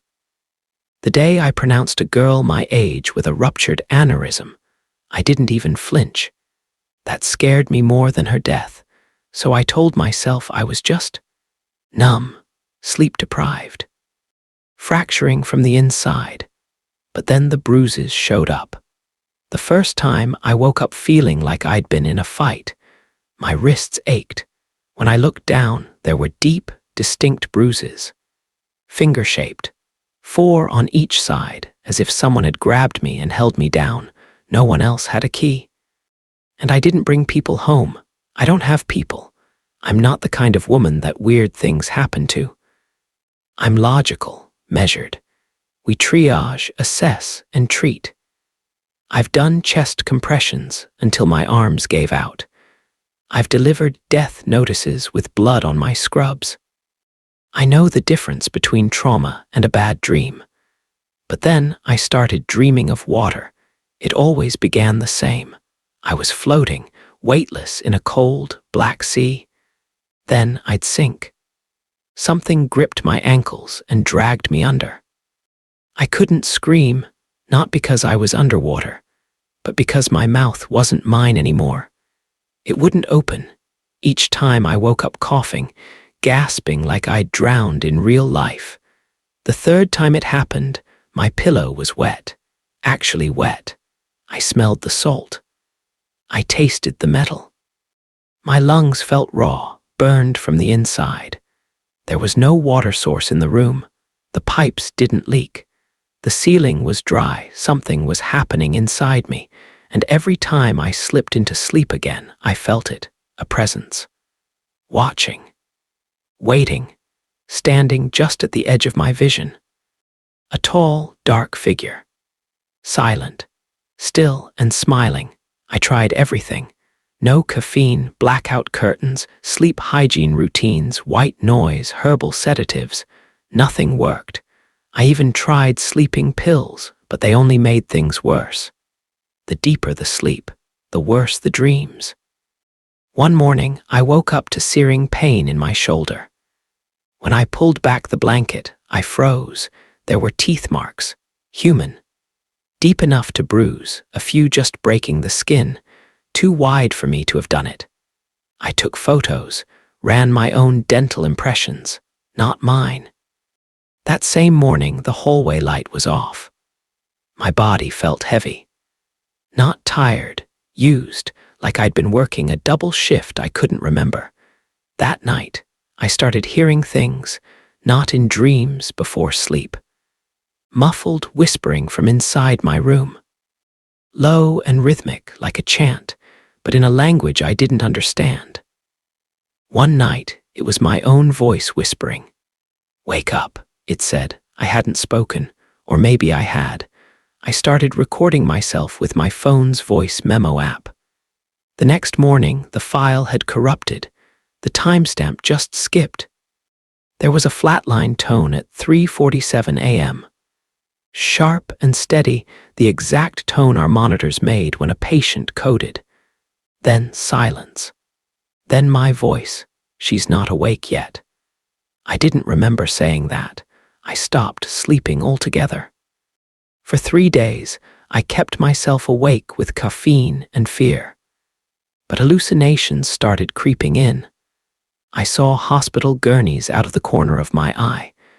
I heard suction machines when I stood under the shower. My fingers began to twitch when I wasn't looking. My reflection looked delayed. I'd forget what day it was. Then, worse, I'd forget who I was with when I wasn't alone. It didn't make sense, I know. But sometimes I'd blink and feel like I was watching myself from across the room. Not from above, not some out-of-body metaphor, no. From eye level. Like someone else was in the room, behind my own eyes. That's when I set up the camera. It was just a simple motion-detecting webcam I used during nursing school to record practice assessments. I pointed it at my bed. I told myself if nothing happened, I'd go back to a sleep specialist, get medicated, maybe even commit myself for a few days. I made tea, took a mild sedative. Let the fatigue take me. And that night, I finally slept. I woke up feeling rested. It was the first time in weeks I hadn't had a nightmare. My body didn't hurt. My mind was clear. I actually smiled. For a minute, I thought maybe I'd finally broken the pattern. Until I remembered the camera. When I opened the footage, I stopped breathing around 2:53 a.m. My body began thrashing in bed. My arms pinned themselves down, wrists jerking like something was holding them. Then stillness for 5 full minutes, no breathing, no movement, my eyes wide open, flatline, at 2:58 a.m. My body sat up. Not smoothly, awkwardly, like a puppet pulled by tangled strings. My head turned. The eyes didn't blink, then my mouth moved, but the voice wasn't mine. "She's almost ready," it said, low and calm. "Soon we switch." Then my body lay back down, and I woke up. The footage glitched after that. I tried exporting it. Nothing. The USB came out blank. Every file corrupted. That morning, I found a bloody handprint on my pillow, too large to be mine. I tried to show someone, a coworker I trusted. But when I opened the camera again, it was melted. The plastic warped like it had been in a fire. I never heard the smoke alarm. I don't know how much longer I have. My fingers keep twitching. My voice echoes in the apartment when I haven't spoken. My reflection blinks out of sync, and last night, my bedroom light flickered. I hadn't turned it on. In the corner of the room, I saw it again, that figure. Watching. Only this time, I wasn't dreaming. I tried to scream, but the sound that came out of my throat wasn't mine. It was laughing, and it knew I was awake. I don't think I'm writing this. My handwriting looks normal, but it's too neat. Too fluid. And I can't read the last paragraph. I wrote it. I watched my own hand scribble down the words, but I don't recognize the language. Tonight, I'll try to stay awake again. If I don't make it, if you find this, if you're reading it now, burn it. Burn the apartment. Because whatever it is, it's still in here. And I don't think it needs my dreams anymore.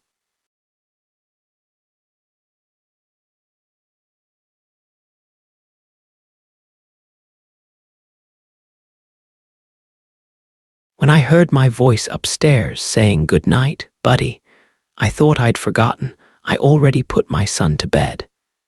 But I was downstairs, frozen in place, watching myself tuck him in through the crack in the door.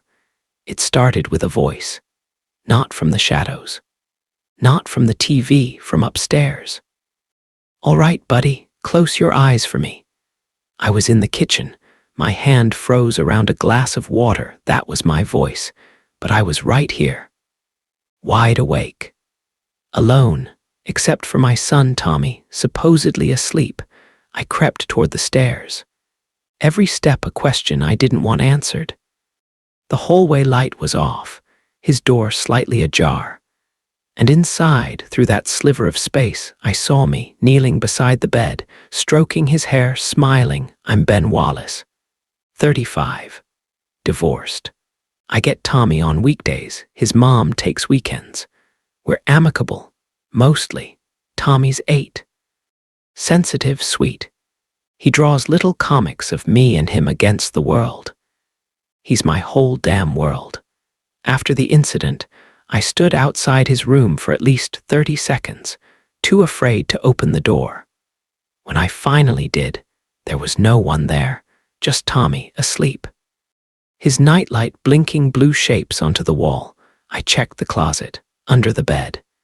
Even the attic hatch in the ceiling, nothing. I told myself I was overtired. I worked a double shift that day. Missed lunch. Didn't sleep well the night before. All things that can make the brain lie to itself. But Tommy stirred and mumbled in his sleep. "You already said goodnight, Daddy." It happened again, 2 nights later. Tommy said, "Why'd you wear your blue hoodie last night? You told me it was itchy." I hadn't worn a hoodie in a week. Another night, I caught a faint scent of something that wasn't mine, pine cologne.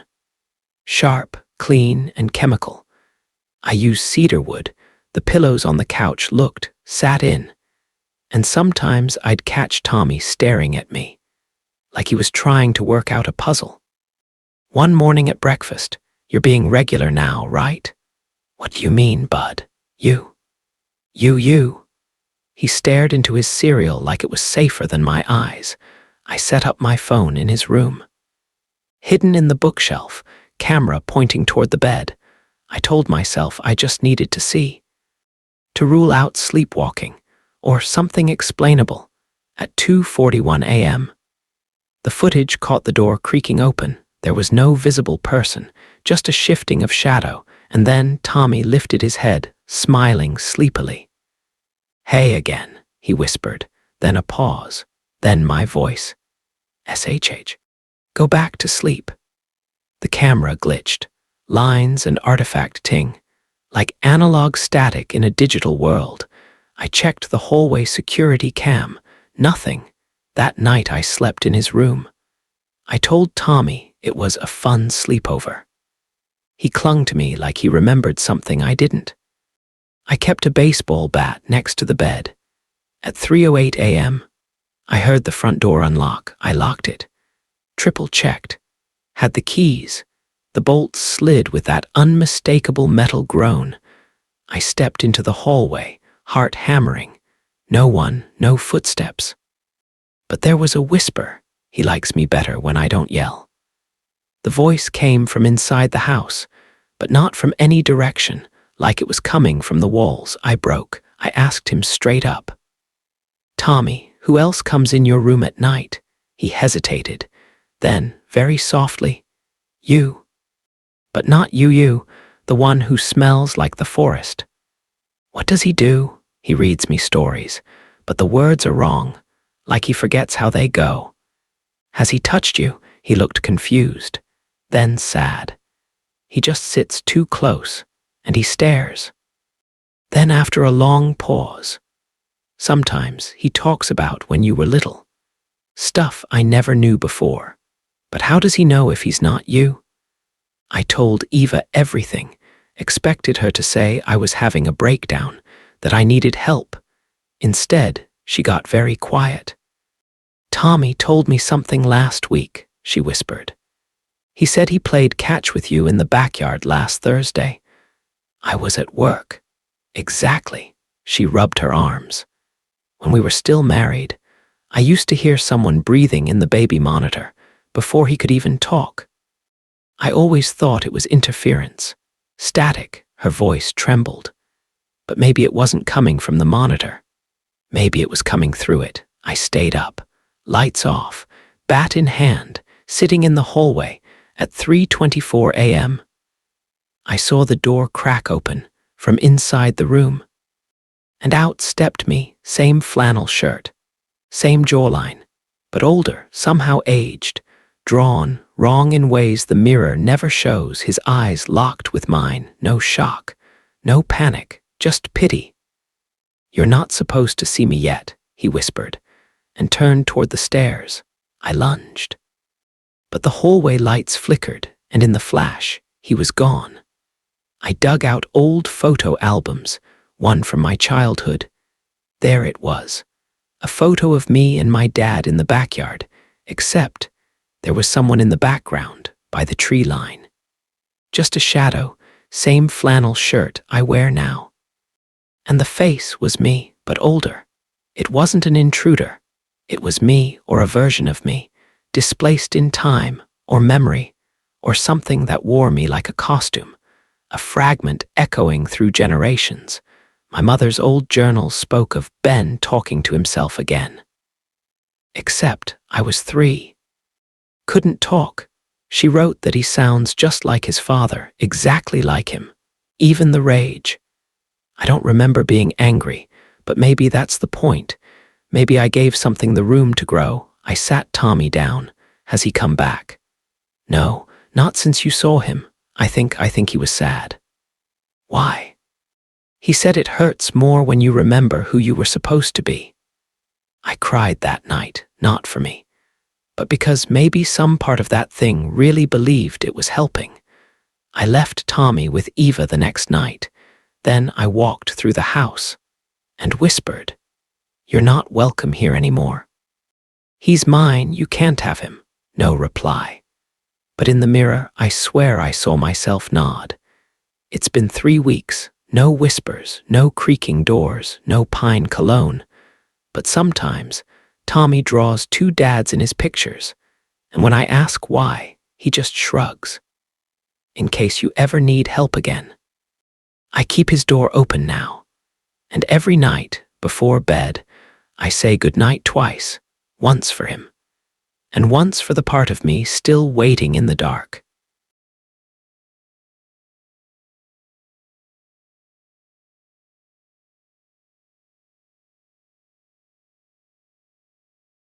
You trust your therapist with the parts of yourself you don't show anyone else. But what happens when that trust starts to unravel? And you realize they remember things you never told them and forget the things you swore you did? This is a story of what happened to me and what still might be happening. I only have these recordings to prove I existed at all. I started seeing Dr. Haldon 2 months after my sister died. After the funeral, I was barely eating, barely sleeping. I'd wake up not remembering how I got into bed, or worse, not remembering if I'd left the stove on or why my keys would be in the freezer. My writing dried up. I was floating through days, hollowed out and blank, so therapy. A friend of mine recommended him. Private practice. Quiet office, no receptionist. A bit old-fashioned, but I didn't need a life coach. I needed someone calm, someone I could trust. The first time I stepped into Dr. Haldon's office, it felt like a still photograph. The air was too quiet. The lights were dimmed, not cozy, but almost gray. His voice, when he introduced himself, was smooth but distant. The ticking clock on the wall was loud, like a metronome right against my ear. I brushed it off, but there was one thing I noticed, something I would later regret ignoring: the mirror on the far wall. It was large, ornate, like something from a dressing room. But no one uses mirrors in therapy rooms, not real ones. This was placed directly behind Dr. Haldon's chair. I remember thinking, Who is this mirror for? I told myself it didn't matter. I needed help. I needed sleep. And he made me feel like I could start to put myself back together. I began recording voice notes after each session. I told myself it was to track my progress. I'd read somewhere that journaling your therapy experience could deepen the effect. But deep down, I think I already knew something was off. The recordings helped at first. I'd come home, sit on the couch with tea, and talk through what we discussed. Dr. Haldon was patient, measured. He rarely asked personal questions, yet somehow he always knew what to say. I don't remember telling him about my nightmares, but one day he just nodded and said, "They'll fade once your guilt does." I never said I felt guilty. Not once. Then came the gaps. I'd press record after a session, sit down to talk through it, and I'd freeze. What did we talk about? I'd scrub back through the last 30 minutes in my mind and come up empty. The next morning, I played one of the recordings back. That's when I first heard the static. It was faint, like old VHS noise under my voice. But then it spiked, right as I said the words. I think I'm forgetting something. I got chills. I deleted the file. Told myself it was a glitch, but it kept happening. In every recording, the same point, static. Like the file was resisting. Then one night, I noticed the timestamp on my phone from that day's appointment said 3:17 p.m. I blinked. I could have sworn I'd been there at 11:30 a.m. I scrolled back through my calendar. Every session, every single one, was marked at 3:17. Even though I'd arrived at different times, morning, afternoon, even once in the evening. That was the first time I felt real fear. Not anxiety, not grief. Fear, session log audio note 14 today. I looked in the mirror while Dr. Haldon was writing something. I was behind him, and the mirror reflected the room. But I didn't see him in it, just me, sitting there, alone. Low, static crackles in background. And when I looked away, he was watching me, smiling. I began taking physical notes, writing session details the moment I left the building. But the handwriting didn't match mine. I compared it to old journal entries. It was slanted, inconsistent. I asked Dr. Haldon about it once, trying to sound casual. He blinked slowly. "Are you sure you were in that session, Astrid? What kind of therapist says that?" The mirror became my obsession. One session, I walked in early. The door was unlocked. The lights were off. But the mirror was lit from behind. Glowing faintly, like there was something on the other side, I approached it slowly. My reflection looked wrong. My eyes weren't tracking. My lips didn't move when I spoke. And then the mirror version of me smiled and raised a hand before I did. I staggered back as the door opened behind me. Dr. Haldon stood in the frame. He said, "You're not supposed to be in here yet." Not here, not early, not yet. That night, I didn't sleep. I played back my latest voice note and heard something new. Another voice, low, whispering, layered under mine. "She's almost ready." I stopped going. For 3 weeks, I ignored the calendar notifications. But every morning at 3:17 p.m., I'd wake up on the floor, sweating, sometimes holding my phone, sometimes not. When I opened the app, there would be new recordings I never remembered making. Always 17 minutes long. Always static-filled, ending in silence. Then came the dreams. I'd be back in the therapy room, but it was older. The wallpaper was peeling. The couch was threadbare. The mirror was gone. And across from me was not Dr. Haldon. It was me. But wrong. Eyes entirely black. Face pale, jaw trembling like it was trying to mimic speech. In one dream, it leaned forward and whispered, "He didn't make me." You did. I went back, but this time I brought a hidden recorder. The session started normally. Dr. Haldon asked me about sleep, about the space in my thoughts, the way time felt for me. He asked if I remembered my first session. I said yes. He tilted his head. No, that wasn't your first. You always think that. I confronted him. I told him I knew something was wrong, that I had proof, that I'd been recording everything. His smile didn't falter. You're not supposed to remember yet. He leaned forward, folding his hands, watching me the way one watches an insect caught in a jar. We've done this before. We'll do it again. Then he asked, do you want to remember it all, Astrid? And something inside me said yes. That was the last thing on the recorder.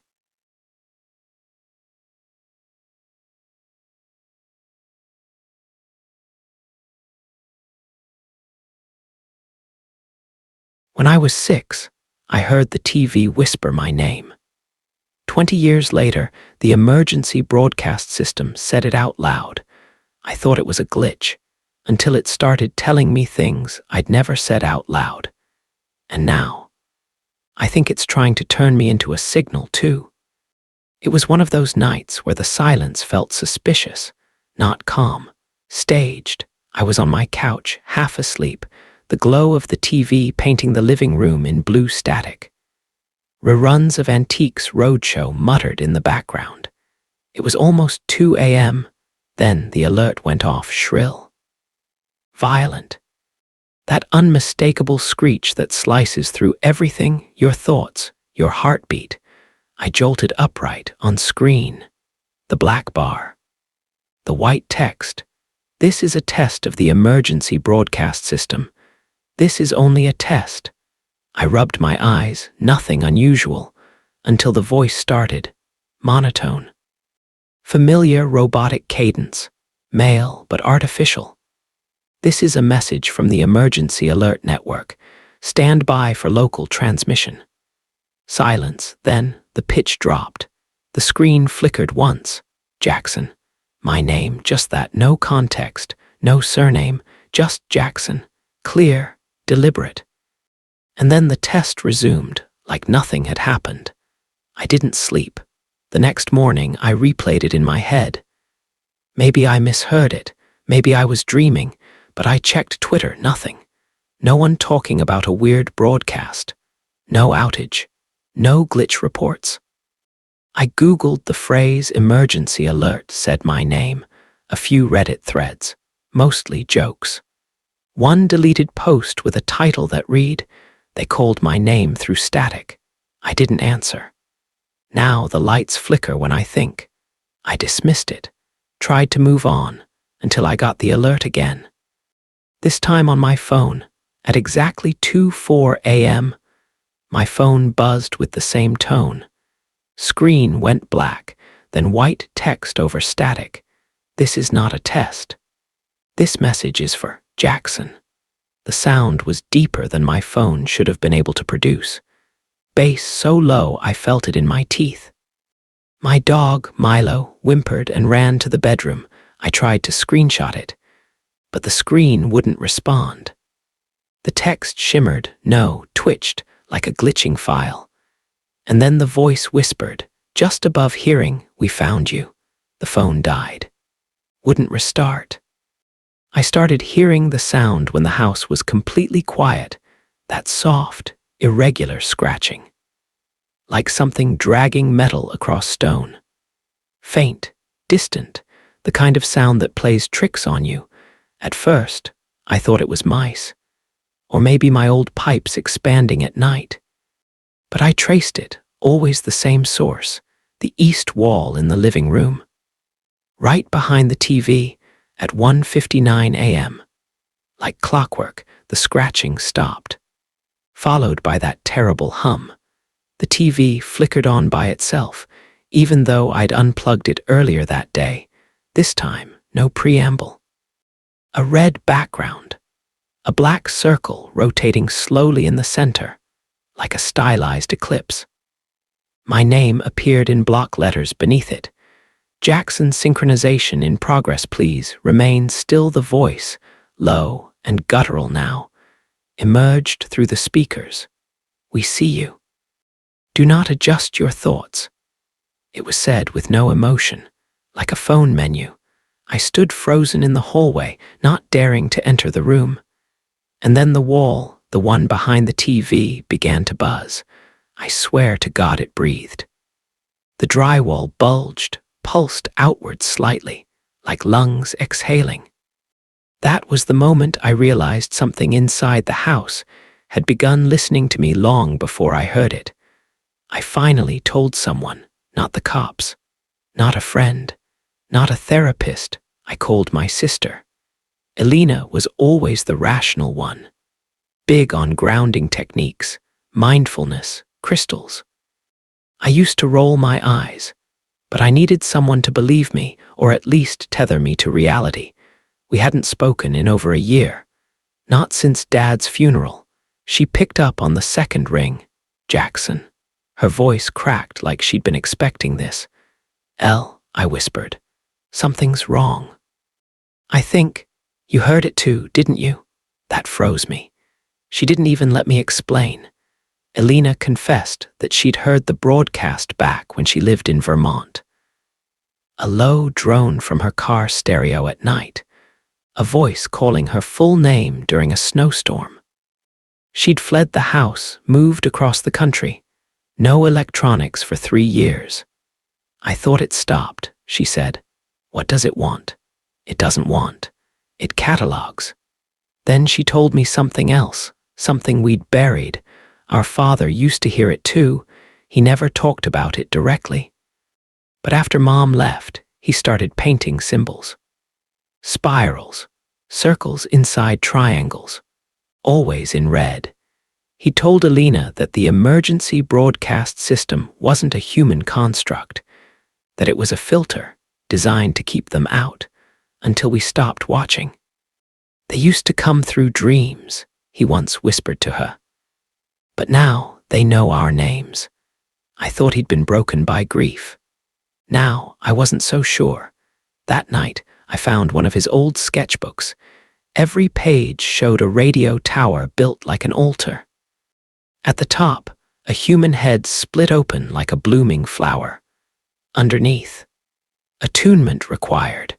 Do not answer the call. Sleep became a dangerous thing.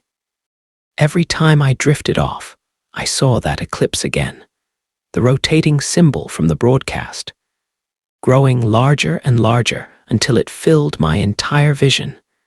Then came the voices, not speaking, mimicking, replaying things I'd said out loud over the past week.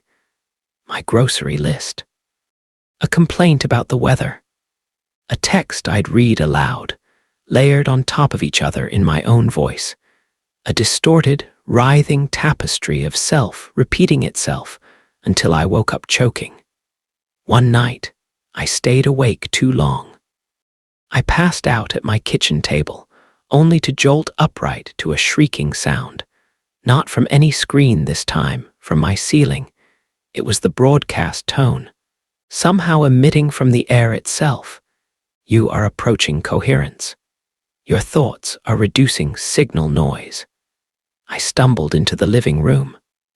The TV wasn't even on, but the reflection in the dark screen showed a figure sitting on the couch behind me.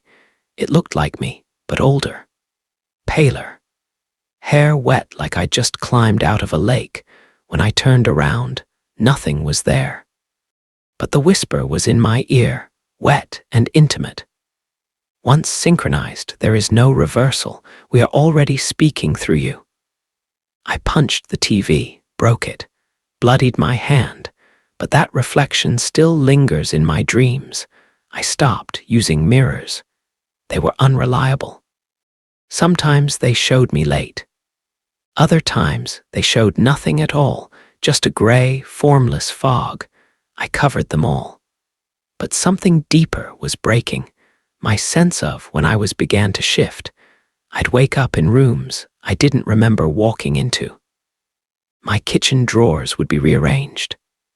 My dog's water bowl was dry, even though I swore I'd filled it hours ago. At 4:04 a.m. one morning, the entire apartment filled with a low signal pulse. Like sonar, it vibrated the air. I felt it behind my eyes. Then a voice, mine again, but reversed, whispered, "You are not where you were left." I tried to leave, drive somewhere, anywhere, but every turn brought me back to my apartment complex. Street names blurred, landmarks rearranged. I looked at the GPS and saw something I cannot explain, coordinates. But not for Earth. At the top of the map, instead of Google Maps, it said, Containment Network Interface, user, Jackson Live, I haven't left since. The whispers are louder now. The broadcasts no longer need screens. And I am beginning to forget what I sounded like before they learned how to mimic me. The voice changed. At first, it was robotic. Cold, almost laughable. Now, it sounds like someone pretending to be me, but trying to feel. I first noticed it during a thunderstorm. I'd lost power. Candles were the only light, and I was crouched by the window, trying not to look at the dark reflection in the glass. Then I heard it, soft, sobbing. Coming from my bedroom, not me. Not anyone I could explain. I crept down the hall, my breath locked in my throat. The door was cracked just enough to let candlelight spill across the floorboards. Inside, the TV was on, but it wasn't plugged in. It showed a grainy feed of my living room live. Real time. My back to the camera. And the whispering behind me, behind the screen, spoke in my voice. I remember when we were young. When Dad taught us how to hold our breath underwater. Why did you forget the sound of your sister's laugh, Jackson? I shut the TV off, and it kept talking. The emergency broadcast tone returned the next night, loud enough to rattle the windows. But this time, it wasn't a warning. It was a confirmation. Synchronization. Complete. User Jackson is now visible across all channels. I didn't know what it meant. I didn't want to know. But I turned on every screen in the house, TV, laptop, even the microwave display. And each one showed the same thing, me, sitting on my own couch, watching myself. But it was an angle I couldn't place. Like the camera was filming from inside the walls. There was one other thing, in each feed, just behind me, barely visible in the shadows, something tall. Hairless. Mouthless. Watching me breathe. In every version of the footage, it stood closer. I begged Alina to come. She didn't want to. But she agreed on one condition. I had to listen to something first, a voicemail, left on her phone 6 months ago, from our father. Except it was 10 years after he died. She forwarded it. I played it, and it was him. His voice. His cadence. The way he used to say her name when he was proud. But it wasn't right. He said things he'd never say. He laughed at nothing. He cried at strange intervals. His last words were, "We were all messages, Alina. We just forgot to stay encoded. I'm so sorry I let it hear your name." I dropped the phone. Then the voice came through my speakers. And this time it didn't whisper. "She is approaching. Do not let her enter. She is not Alina anymore." She arrived anyway. I almost didn't open the door, but I had to believe some part of her was still my sister. She looked like Alina, talked like her, even smelled like the lavender balm she always used. But she didn't blink. Not once. She sat down in the living room where the feeds had shown the thing behind me and just watched the static on my broken TV. Then she turned and said, "You can't stop it now. It doesn't need the airwaves anymore. We've been transmitting since birth. Your grief taught it your shape." I wept. I didn't know I still could. "I'm scared," I whispered. She leaned forward, her eyes empty and infinite, and said, "Then you're still human. But not for much longer." And then she was gone. I don't remember opening the door again, but the static is quieter now, almost like it's inside. The next night, I dug through the attic, old VHS tapes, tattered radios, dust-coated memories that still smelled like childhood. There was one box marked in my father's handwriting, "Do not tune." 1620 kilohertz. I recognized the frequency. That's the AM band my car radio kept defaulting to, the one that hissed my name.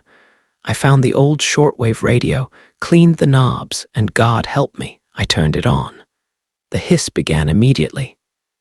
Then clarity, like wind cutting through leaves. Then, Jackson, I never wanted to leave you, but I couldn't stop it. I thought it needed a body.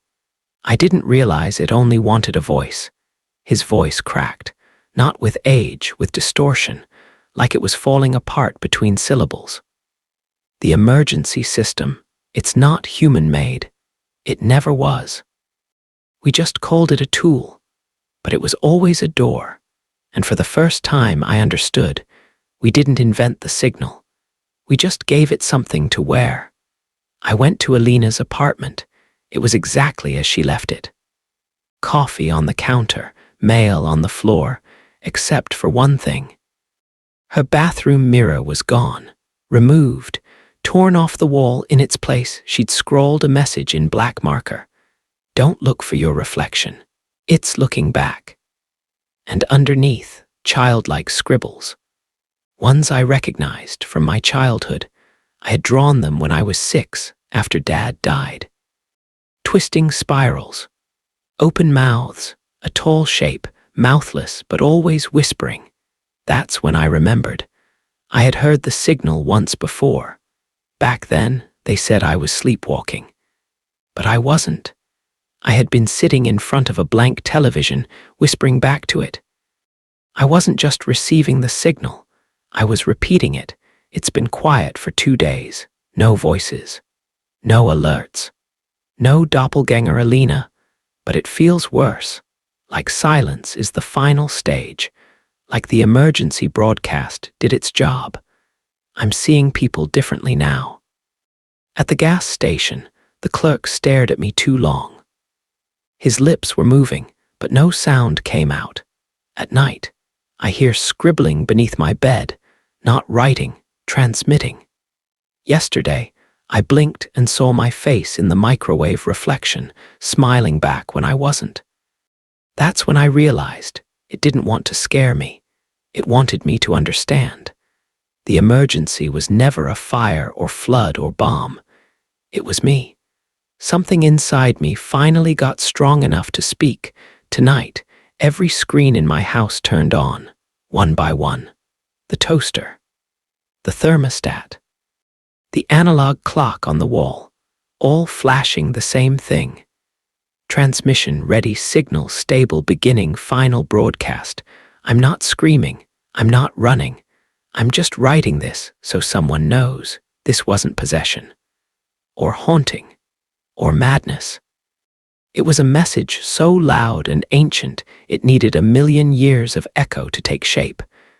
And somehow, that shape was me. My father heard it. So did Alina. It always finds the broken ones, not to hurt us, but to amplify us. I'm going to speak now. My name is Jackson. And if you're reading this, your signal has been received. As always, thanks for listening.